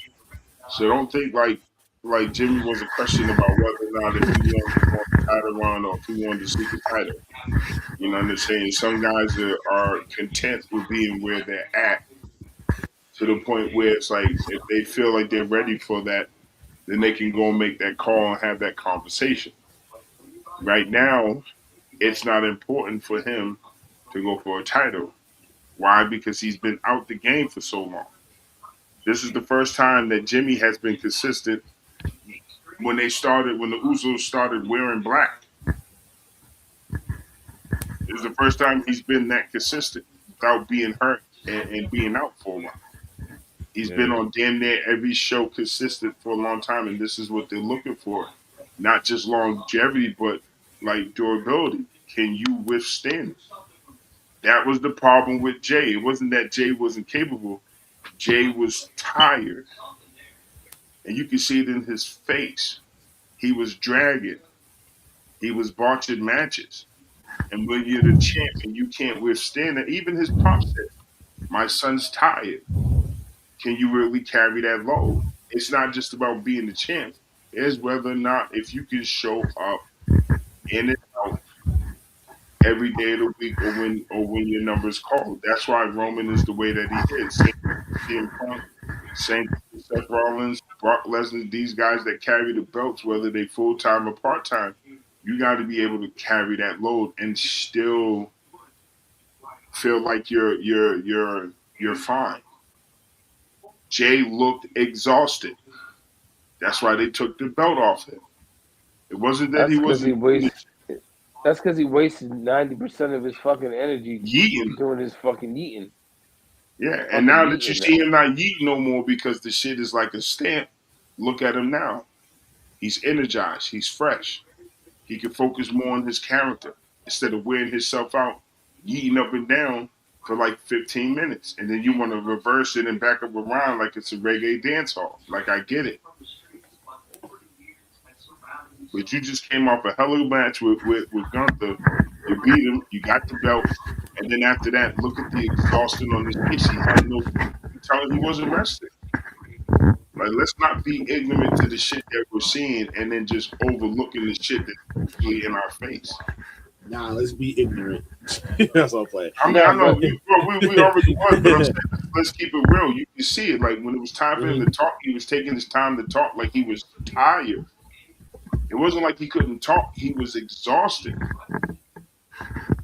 You got someone who's running on a high. Like, look how fast he became champ in a matter of a couple of months. He wasn't really ready for that shit, but they did it to him to see whether or not if he could handle it. That's what WWE does. But do you know talking about you need your shot and they give you a shot, you got to be ready to be consistent, and he wasn't consistent. I felt like he was ready. If he wasn't yeeting through the audience like he was, he definitely would have held the title a little longer. Right. And I totally agree with you. I totally agree with you. No. I'll put like this. It's not only the yin, but it's just that, like, yo, his move set just kind of sucks ass. His moveset doesn't suck ass because you gotta realize who he is. He's a tag team wrestler. So he has to do tag team shit. But on top of that, now you're going from being main event Jey Uso to going back to a tag team to going back to being main event Jey Uso. Then you have to fucking be the champ. And what does the champion do? He gears to his audience. So you're telling me when I become champ, I should stop eating, even though I got thousands of little kids wearing my merchandise? I got thousands of little kids doing my dance? Hell no. That was his problem. He spent more time eating than he did wrestling, bro. His moveset, yeah, it might have been trash, but that was the main issue. Okay, so let me say this. Let me say this real quick. I'm glad you said that, right? One of y'all said that his moves suck, right? So let me give you let me give you a little understanding. What history lesson? You know who else? You know who else's moves still suck till this day, and is considered a Hall of Fame, and not considered, but is a Hall of Famer and an icon. John Cena? Shawn motherfucking Michaels. All that motherfucker got is the elbow, sweet chin, a suplex, and that's it. And you know what he does when he comes out? He sits there, he comes out, goes to one side, then the other, then he flexes, then he hops down the ring, he spends more energy, strutting in the whole nine. But most of his career, all he did was sell moves. He sold moves. You Irish whip him hard to the fucking turnbuckle, he flips over. A lot of those wrestlers back then were fucking didn't have a move set. If you weren't a technical wrestler, you didn't have more than 5 moves in your repertoire. I understand that, but the reason why I'm saying that is because of the fact that what was Shawn Michaels before he became Shawn Michaels, it was a tag team. But you want to know what else too, right? Just like you said this about, just like I said about Jey Uso and how about he was yin and all that other stuff. I like how you put out Shawn Michaels, but yet there was another tag team wrestling specialist that actually had the tag team with his brother. He could have talked to Jeff Hardy. Jeff Hardy was the same exact thing as Jey Uso. But Jay, here's the difference between Jeff and Jay. If Jeff controlled his alcohol shit, we wouldn't be having this fucking conversation. But yeah, you also take a look at it like this. If Jeff Hardy didn't have an alcoholic addiction, but yeah, where he was at that time. Thing. I thought that was only difference is he stopped. I thought that was Jimmy. Again, but you guys gotta realize though. Again, a lot of these wrestlers you naming, if you were not a technical wrestler, bro, you did not have a moveset. You did not have a real moveset. You had 5 moves to your repertoire, maybe a 6 added on, but come on, it was the same punchline, 4 bars set up with the punchline, 4 bars set up punchline, 4 bars. Shawn Michaels was great with the microphone. That's how he got over. He had the charisma with the fans, especially the ladies and the kids, and that sweet chin was the ultimate fucking takeover for everybody because everybody was trying to put everybody in the sweet chin. If it wasn't that, it was the fucking choke slam, bro. Right. So you have to understand the reason why I'm saying that is because he didn't have that many moves, but his lasting matches when he came back were the most memorable matches that he has ever put on outside of his ladder match with Razor Ramon. And all his moves were straight basic shit. They were basic shit. But look who he was wrestling with. So now if we're looking at Jay's doing all the hype shit, cool. if Jay was in better shape and didn't spend most of his career tag teaming and was doing more individual shit, he wouldn't be as tired as he was. But we're overlooking the fact that in the course of 3 to 4 months, this nigga went from being part of the bloodline, not knowing what's going on, to winning the Royal Rumble and then becoming champion. Within the blink of a fucking eye.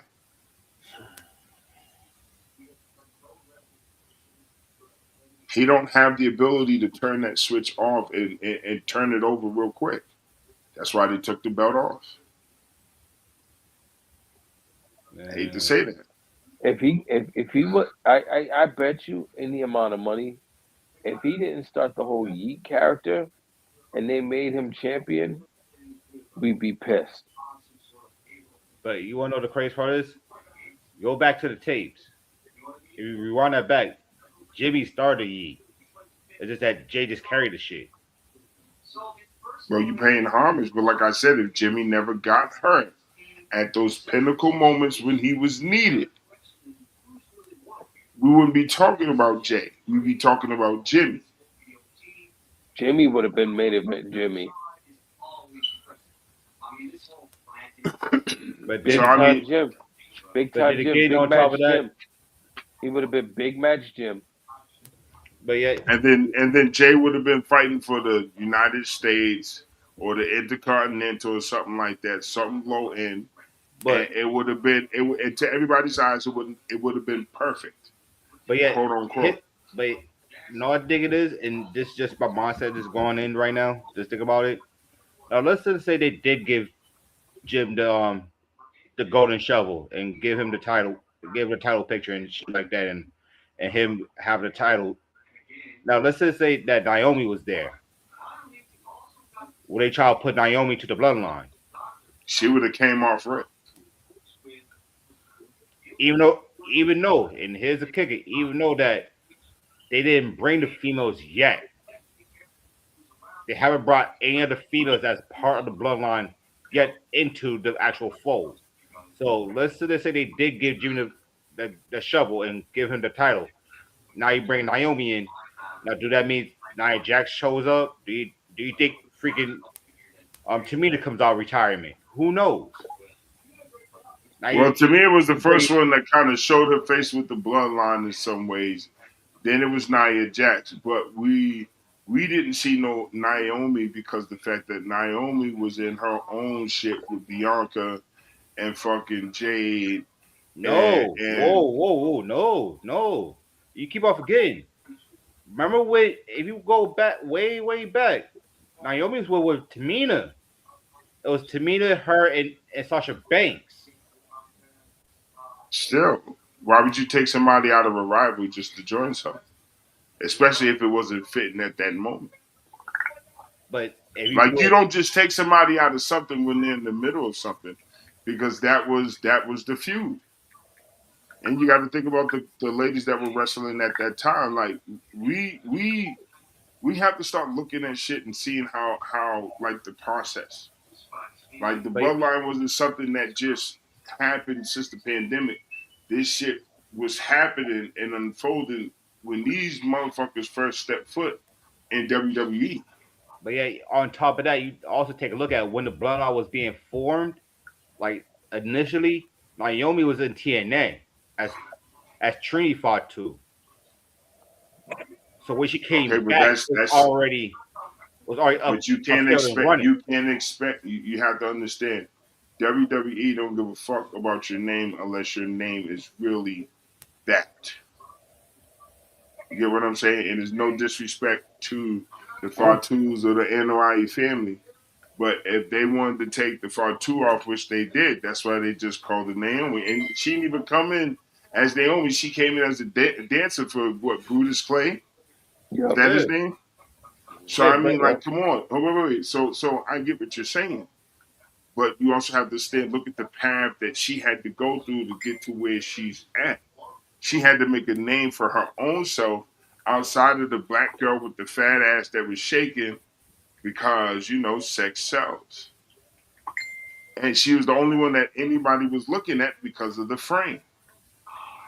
And then now when she's doing the independent shit, when she's like, she's working on herself, then that's when we find out she's married to fucking Jimmy. Now everybody's pissed. Shit. I wasn't. So you got to look at past. Like all I'm saying is that we go back and forth with the shit. We both know, like we have our opinions towards it. All I'm saying is that if Jimmy was healthy, a lot of things would have been different. But where he's at right now with the bloodline, I think it's the perfect position for him because he can pick and choose on what he wants to do. If he stays consistent or if he stays durable, meaning he don't get hurt and he keeps improving himself, I can see him being Intercontinental Champ or some shit like that. I could see him in about another year if he stays consistent. Like, and I would say about like 2028. If he stays consistent, I could see him getting the push that Jay got. I see that. But he just has to stay consistent. Now, if that does happen, can all of us agree that would be the happiest moment for us to sit there and see, or we all will have disagreements on that shit? No, I don't think it'd be the happiest moment. I don't think it'd be happy. No, I think would be a cool moment is if once they really formed the bloodline and everybody had their belts, everybody had a belt, then that would be dope as shit. If there's not enough belts to go around. No, if it looks like that shit. Everyone, okay. Well, can we disagree? If all of them at least touched the World Heavyweight Championship at least once, just to say that they did. I'm with that. Roman, that's Jay. Now you're down to two more, right? That's Jimmy, Jacob, and Solo. Oh, Solo, and whenever Zilla comes into play, you still got four. I don't think Zilla is going to come to the bloodline. I have the feeling he's going to end up with MFTs. There's actually has been a conversation, and Zilla did say that he wanted to join with Roman and shit, and acknowledge him as. Bro, I seen the fucking interview. You don't have to tell me. I seen the damn interview. What I'm saying is, I have a feeling, based off of how WWE does what they want to do, because guess what? They ain't listening to us. I have the feeling they're gonna do some shit where they're gonna send this motherfucker to the MFTs. I have a feeling, and he still has to learn. That's fine. And that's later on down the line, though. You don't have to do it right now. Just let him do his 6 months to a year in NXT, and then graduate him. Then if he needs more because time, we all heard Zilla say that he can't wait to be in the ring with his cousin, especially with Jacob. And right now, Jacob is the hot hand. Yep. He's the hot hand right now. So for him to come in, I'm not saying it's going to take. They're going to use this shit like this, right? They're going to use this shit like Jacob's going to be the glue to keep Zilla in control of the shit because he's the more wildest one out of all of them, right? Roman's not going to tolerate that shit because, well, you know how the fuck he is. Then all of a sudden, Jacob's going to have a choice. He's like, you know what? Nah, fuck this. I'm going with my actual person who I've been riding and dying with, who actually went in the cells and everything like that. You do not know that lifestyle. He does. So that's the perfect storyline to get him to tag with Jacob, go off separately, and then you still got to go up against Roman. You still go up. You still go up against Usos and stuff like that. And Solo can still be in the win doing his solo dolo shit and make that shit into a three-way. So is this like Wolverine and Sabretooth, or like Wolverine and his brother? When it comes to Jacob Fatu and Zilla. No, they have this coming. No, they ain't gonna because he's the Wolverine.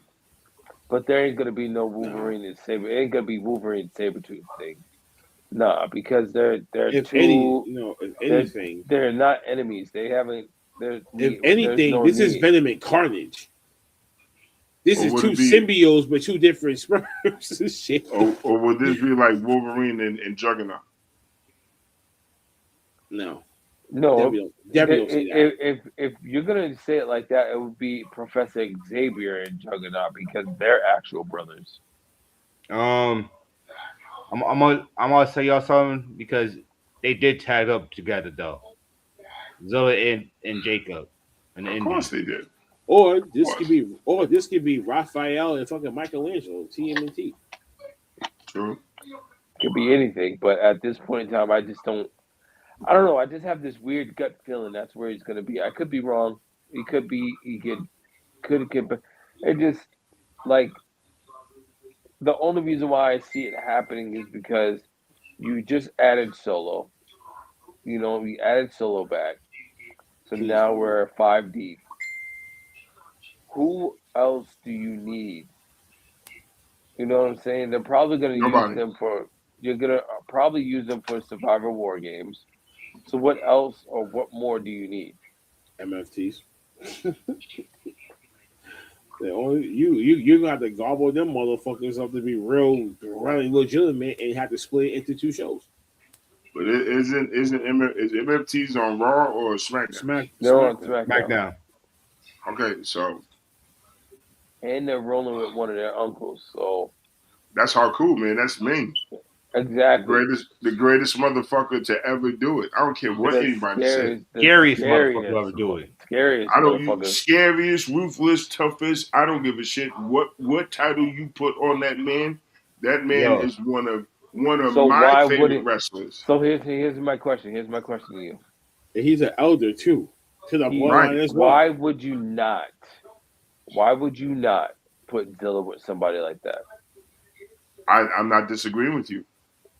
I'm not disagreeing. I am not disagreeing with you at all. Yeah.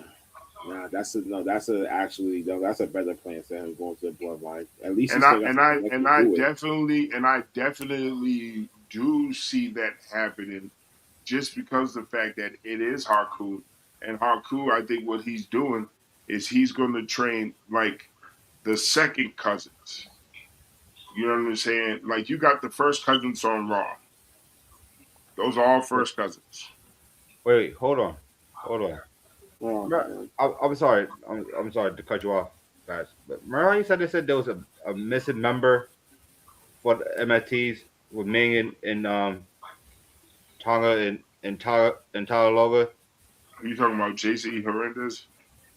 I have a weird feeling that the person that might be coming or might be Bronson Reed. To go to SmackDown? Yes. I mean, Why? Can I ask a question? This shake up his story. He's not really needed in the division. Can I ask you guys a question? Last week, I said I could see Bronson Reed going to the bloodline. Y'all niggas laughed at me. This nigga just said some shit that I said last week. Y'all niggas ain't laughing at this nigga. Come on, and Dukes be saying the craziest shit out of everybody. I was going to just say, why don't Bronson Reed just go to the MFT? I don't think I made it. I don't think I made it in time for that. Was I even on that show last week? But yeah, you take a look at it like this. Bronson Reed should not be with the bloodline, but I think he's more suitable for the MFTs. Yeah. No, I think Bronson Reed should finish his shit with the Vision. And with the way the Vision's going, there ain't gonna be no Vision. Hell no. No. It's more of this. It's more of for the Vision is only thing you see is Austin Theory, Logan Paul, and Maxine Dupree. Shit, Bronson Reed's about to dip and try to be a Paul Heyman guy. As much as he's gonna no, I think he's gonna be turning face to some fucking degree, though, or he's gonna be one of those he's gonna be a tweener. He's gonna be a tweener, but he has beef with anybody that steps to him. No, anybody that's stronger than him. It's like a short man complex. It's like a power complex. You know what I'm saying? Like how Ken Shamrock was when he came in. Like, yeah, you might think you tough, but I'm Ken fucking Shamrock, and I'll snap your ankle, blah, blah, blah, blah, blah. That's Braun Breaker. Like, Braun Breaker's just like, yo, like, I get it. But you're the ruler, but I'm a generational. You know what I'm saying? Like, my stocks are, like, my stocks already proven. Like, my shit already had shit before I was even thought of. Like, you're just making a name for yourself. And that's how, like, as cocky as it may seem, that's how he's looking at it. and I like the way this shit looks. I like how WWE is feeding over. I love it. I love That'll be your last point. Because they should have did the same shit with Jacob Fatu and fucking Braun Breaker. And then they didn't push that shit. You know why Braun Breaker ain't fucking get what he got? All because he said that shit to CM Punk. I'm gonna take your title and your wife. Once he said that shit, that you already knew what happened with that nigga. Ruined his career by saying that shit about AJ Lee. Spoken like his true uncle. He's doing math signer. There's a son of math. I told you, he's like his dad. He's like his dad. He wrestles like his dad, but he talks like his uncle. Yeah, I agree. I agree with that. That's a true assessment. And I love that. I don't listen. You get in this business, I get it. But like, who said it? I think one of y'all said it. Like this is the era of like realism. So it's like it's no more that kayfabe bullshit and say some shit. These motherfuckers is hitting below the belt, not with just their hands and feet, but with chairs, stun guns, hammers. They're saying it all. The shit that we wished when we were kids watching the Attitude Era, talking about their mind, like these motherfuckers are actually doing this shit. So if you're gonna let this shit happen, WWE, stop being some bitches and stop catering to motherfuckers.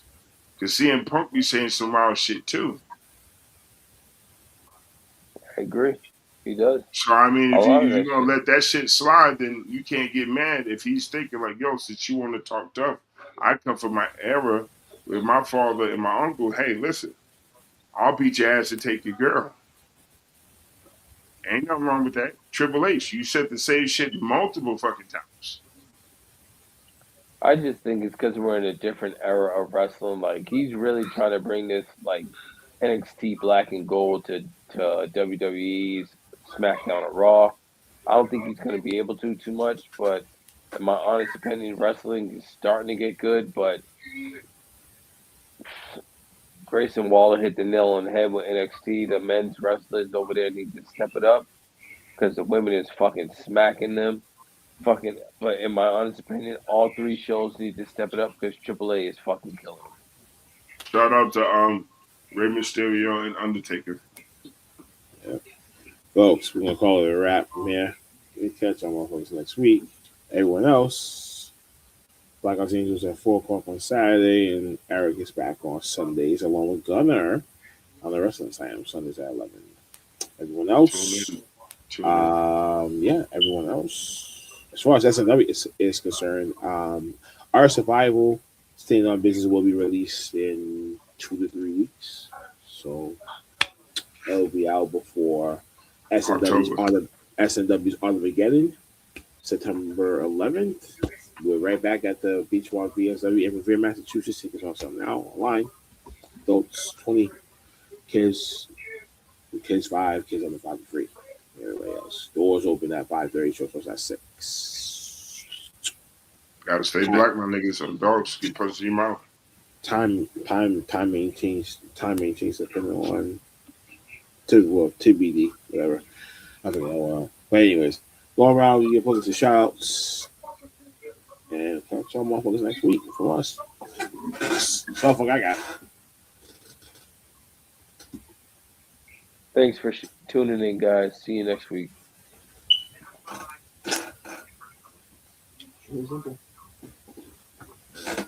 Well, the one sitting in the pitch black. You know who that reminds me of? Chill. Then turn on your motherfucking light. They're trying to be nasty and shit. Wait. This is a kid-friendly show, nasty.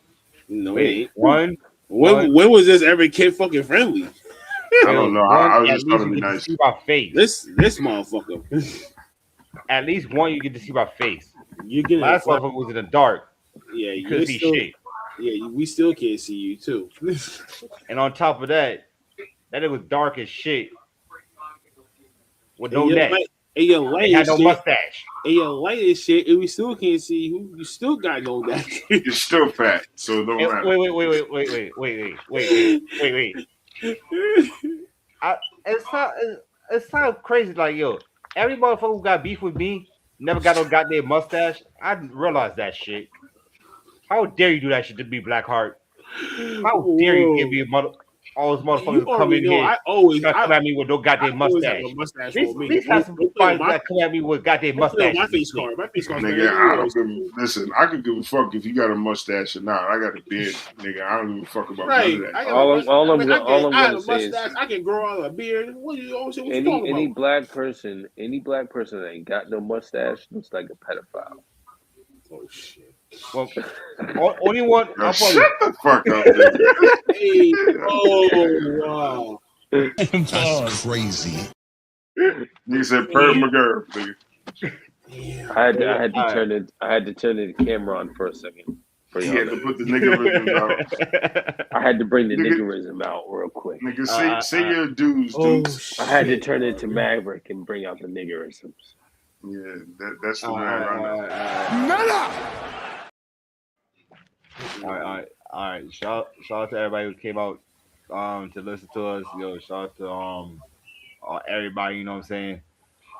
Fat people need love too, Craig. You know what I'm saying? I'm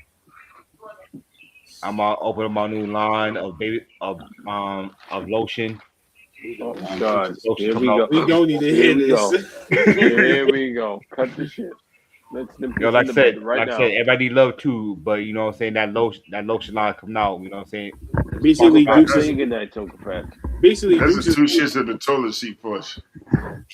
Yo, nowhere. Listen. Being sold trash. All right. I'll put it like this though, but no.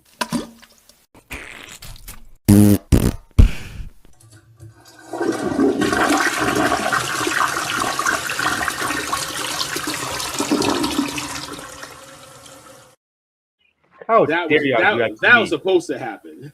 Listen, how dare y'all do that to me? You know what? That's why all y'all need to know. Everybody needs to know your goddamn life. You know what I'm saying? You look dry as shit. Every time I see y'all, I'm going to give y'all some lotion. All right? Your lotion's going to be sold at every Rite Aid in America. Rite Aid's going out of business. Just like your neck, nigga.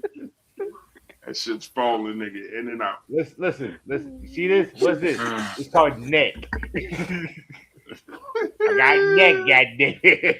Nigga, as fat as I am, nigga, you can see my neck. My neck is there, nigga. Okay, my neck is in there. Even with all this weight. Your nigga was you was like this, Shut up. Yo, so for like, ladies and gentlemen, so for the first 5 years. We haven't got a monkey in. We haven't got a monkey in the April War in like 3 years. Yeah, Dukes' neck used to be like this. Dukes might need to reclaim that title back. and he used to sit there, and we'd be sitting there talking, and all of a sudden you would hear like this gust of wind, like a turbine on the side. You're like, why you turn your TV down?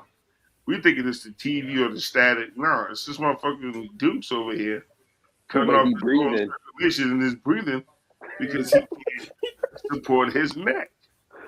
So then he decided to lift some weights and eat some prune juice and cranberry juice for a year and a half and had a serious detox. Now all of a sudden his neck started to grow. And now all of a sudden this nigga, we don't hear shit. Now he passes out. He passes out on motherfuckers. But he don't snore like he used to. Nutty Professor. Please don't kill the messenger. or he used to be like one of the twins from the movie The Cookout. You know? But thanks I'm offended when people dismiss me as a hater. I don't like that term. And it's not that I hate, it's all love, but this motherfucker's forever fat. So don't let it's not. Don't let this skinny new nigga try to fool you guys. He is fat. He is fat by nature. He is fat by cause. He is fat because that's how God made him. And he decided to just get rid of all his extra dukes. Okay, so now we have a single Juan Pablo Escobar of Dukes instead of a multiple ones of Pablo's Escobar's. Now, so everyone that tuned in, we love you. Shout out to everyone that came on Friday. Shout out to the crew, Big Mike for leaving early because we know he has to get up and do his non-job duties, but we still love you. Shout out to the Knicks. Shout out to the Knicks for winning the championship. You know what I'm saying? Probably won't happen for another.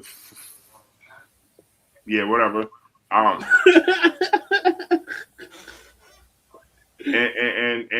shout out to all the fellas in here.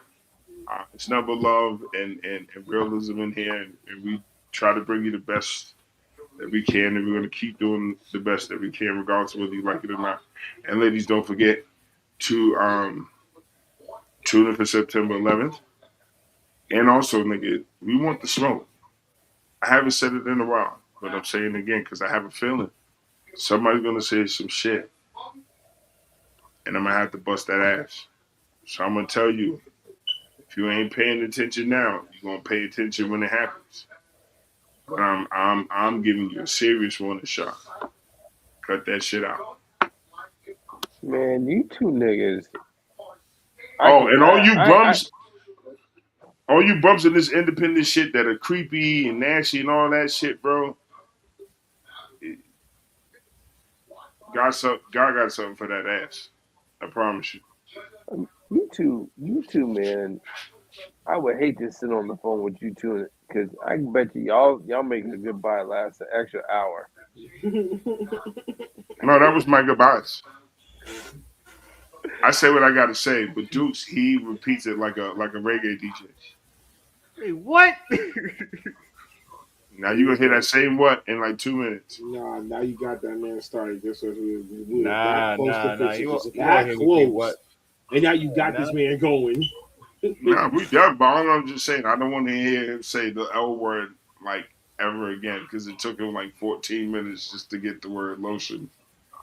I don't know if he was confused or if he was tired or if that neck was cutting off the circulation from him finishing his words. Jesus. Come on, you already know you want the lotion now. Real talk. I got your lotion for you, baby. Bro, I got lotion already. Okay, bro. now shut up.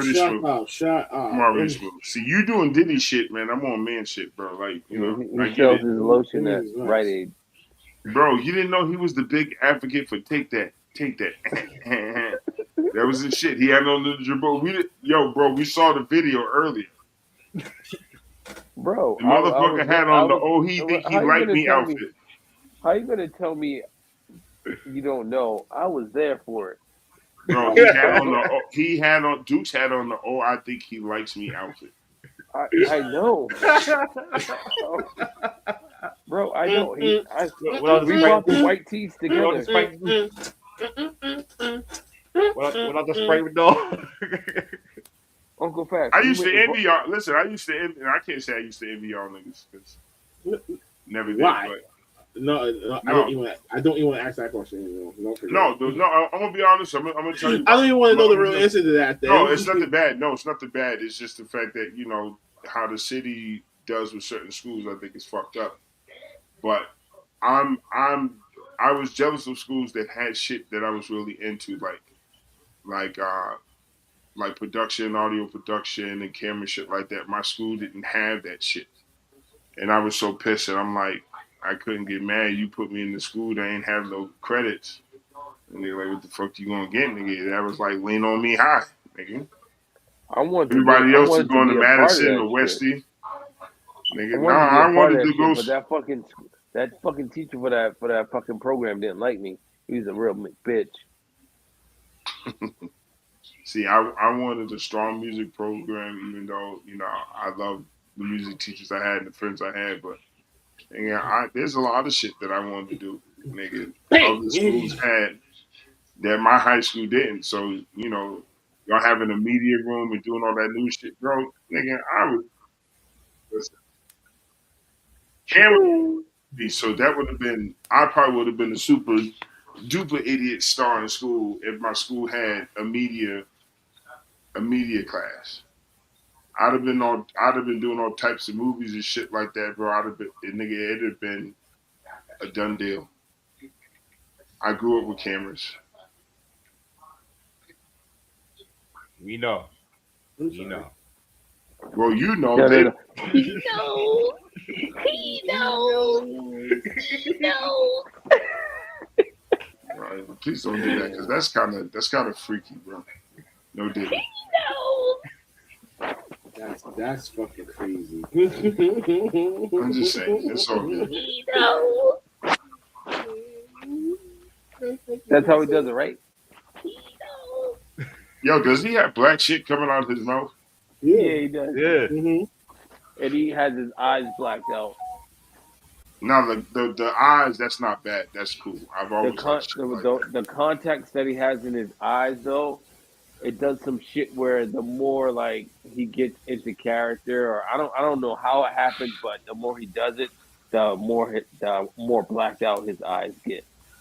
Like it'll start off with his pupils, then it'll be the whole fucking eye. Well, you know he paid money for them shits. Yep, because he knows what sells to the people. Freaky. Yo, there was a wrestler. You know, who was the first wrestler who used to do that shit, and then Rey Mysterio started doing it with the whole eye thing. You remember? What's that motherfucker from WCW? The one that used to come out looking like Sub-Zero. Glacier. Glacier. No, Glacier. Oh, Remember yeah. Glacier used to come out with Yeah. the blue fucking contact, or he had the one eye shit. Yep. Nobody else was doing that shit. Nobody else was doing that shit. This is the longest goodbye that we had thus far. Oh, bro, we still would have been talking because I mean, you know, we don't even know if you listen. Me and Maverick was on the same. We listen. We don't know if this was the beginning, the middle, or the end of it. We just went along with it. I'm just like, what's going on? We I said mean, goodbye. I said nay? my dues. I said my goodbyes. All right, well, let's end this live. Stay black. Shout out to all fat people in the world, Craig. Bro, you're fat. This Wi-Fi shit after fucking this heat wave is fucking. See, that's the Wi-Fi. We can't get mad at the Wi-Fi. You know, it's God damn it. Or the internet, whatever. Or the IWE. It's just because Blackhawk got a new mic. That's why. The new mic changed the whole game. That got nothing to do with me and my shit. Or he could have just bought. Or he probably got black equipment and just Yeah. Go support your black businesses, folks. Yeah, you gotta make sure you got all the cakes out. He knows when you don't. Folks, we're ending this. We'll catch y'all next week. Oh my God. Yeah, gotta stay black, man. Are we still live? Oh yeah. Yeah, because he had a hailstorm. It's raining over there. Ever. Bro, he's the one that's in control of the button. Now all you gotta do is press the end live, bro. No, I was waiting for these two motherfuckers to finish. Oh, I was done. If the monkey with no neck version 2 would actually pop up and pull on his light, we wouldn't be here for this long, and that's how all this shit started. So that's his fault. Whoa. See? Bro, he been Whoa, shut up. Don't say another thing. Good night, everybody. Good night, folks. We'll catch y'all next week. I think if you keep talking to me like that, and if you're in person here, I might hinder your life. She's like it's on the bottom line is I say shut up. I say whatever I want, when I want, how I want.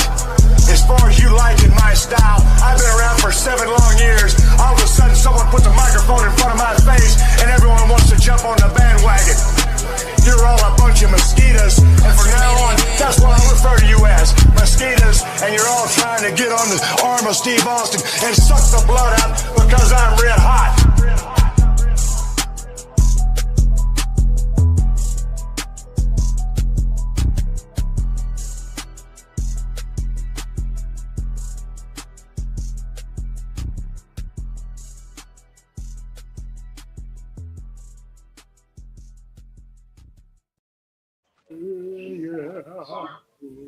Yeah.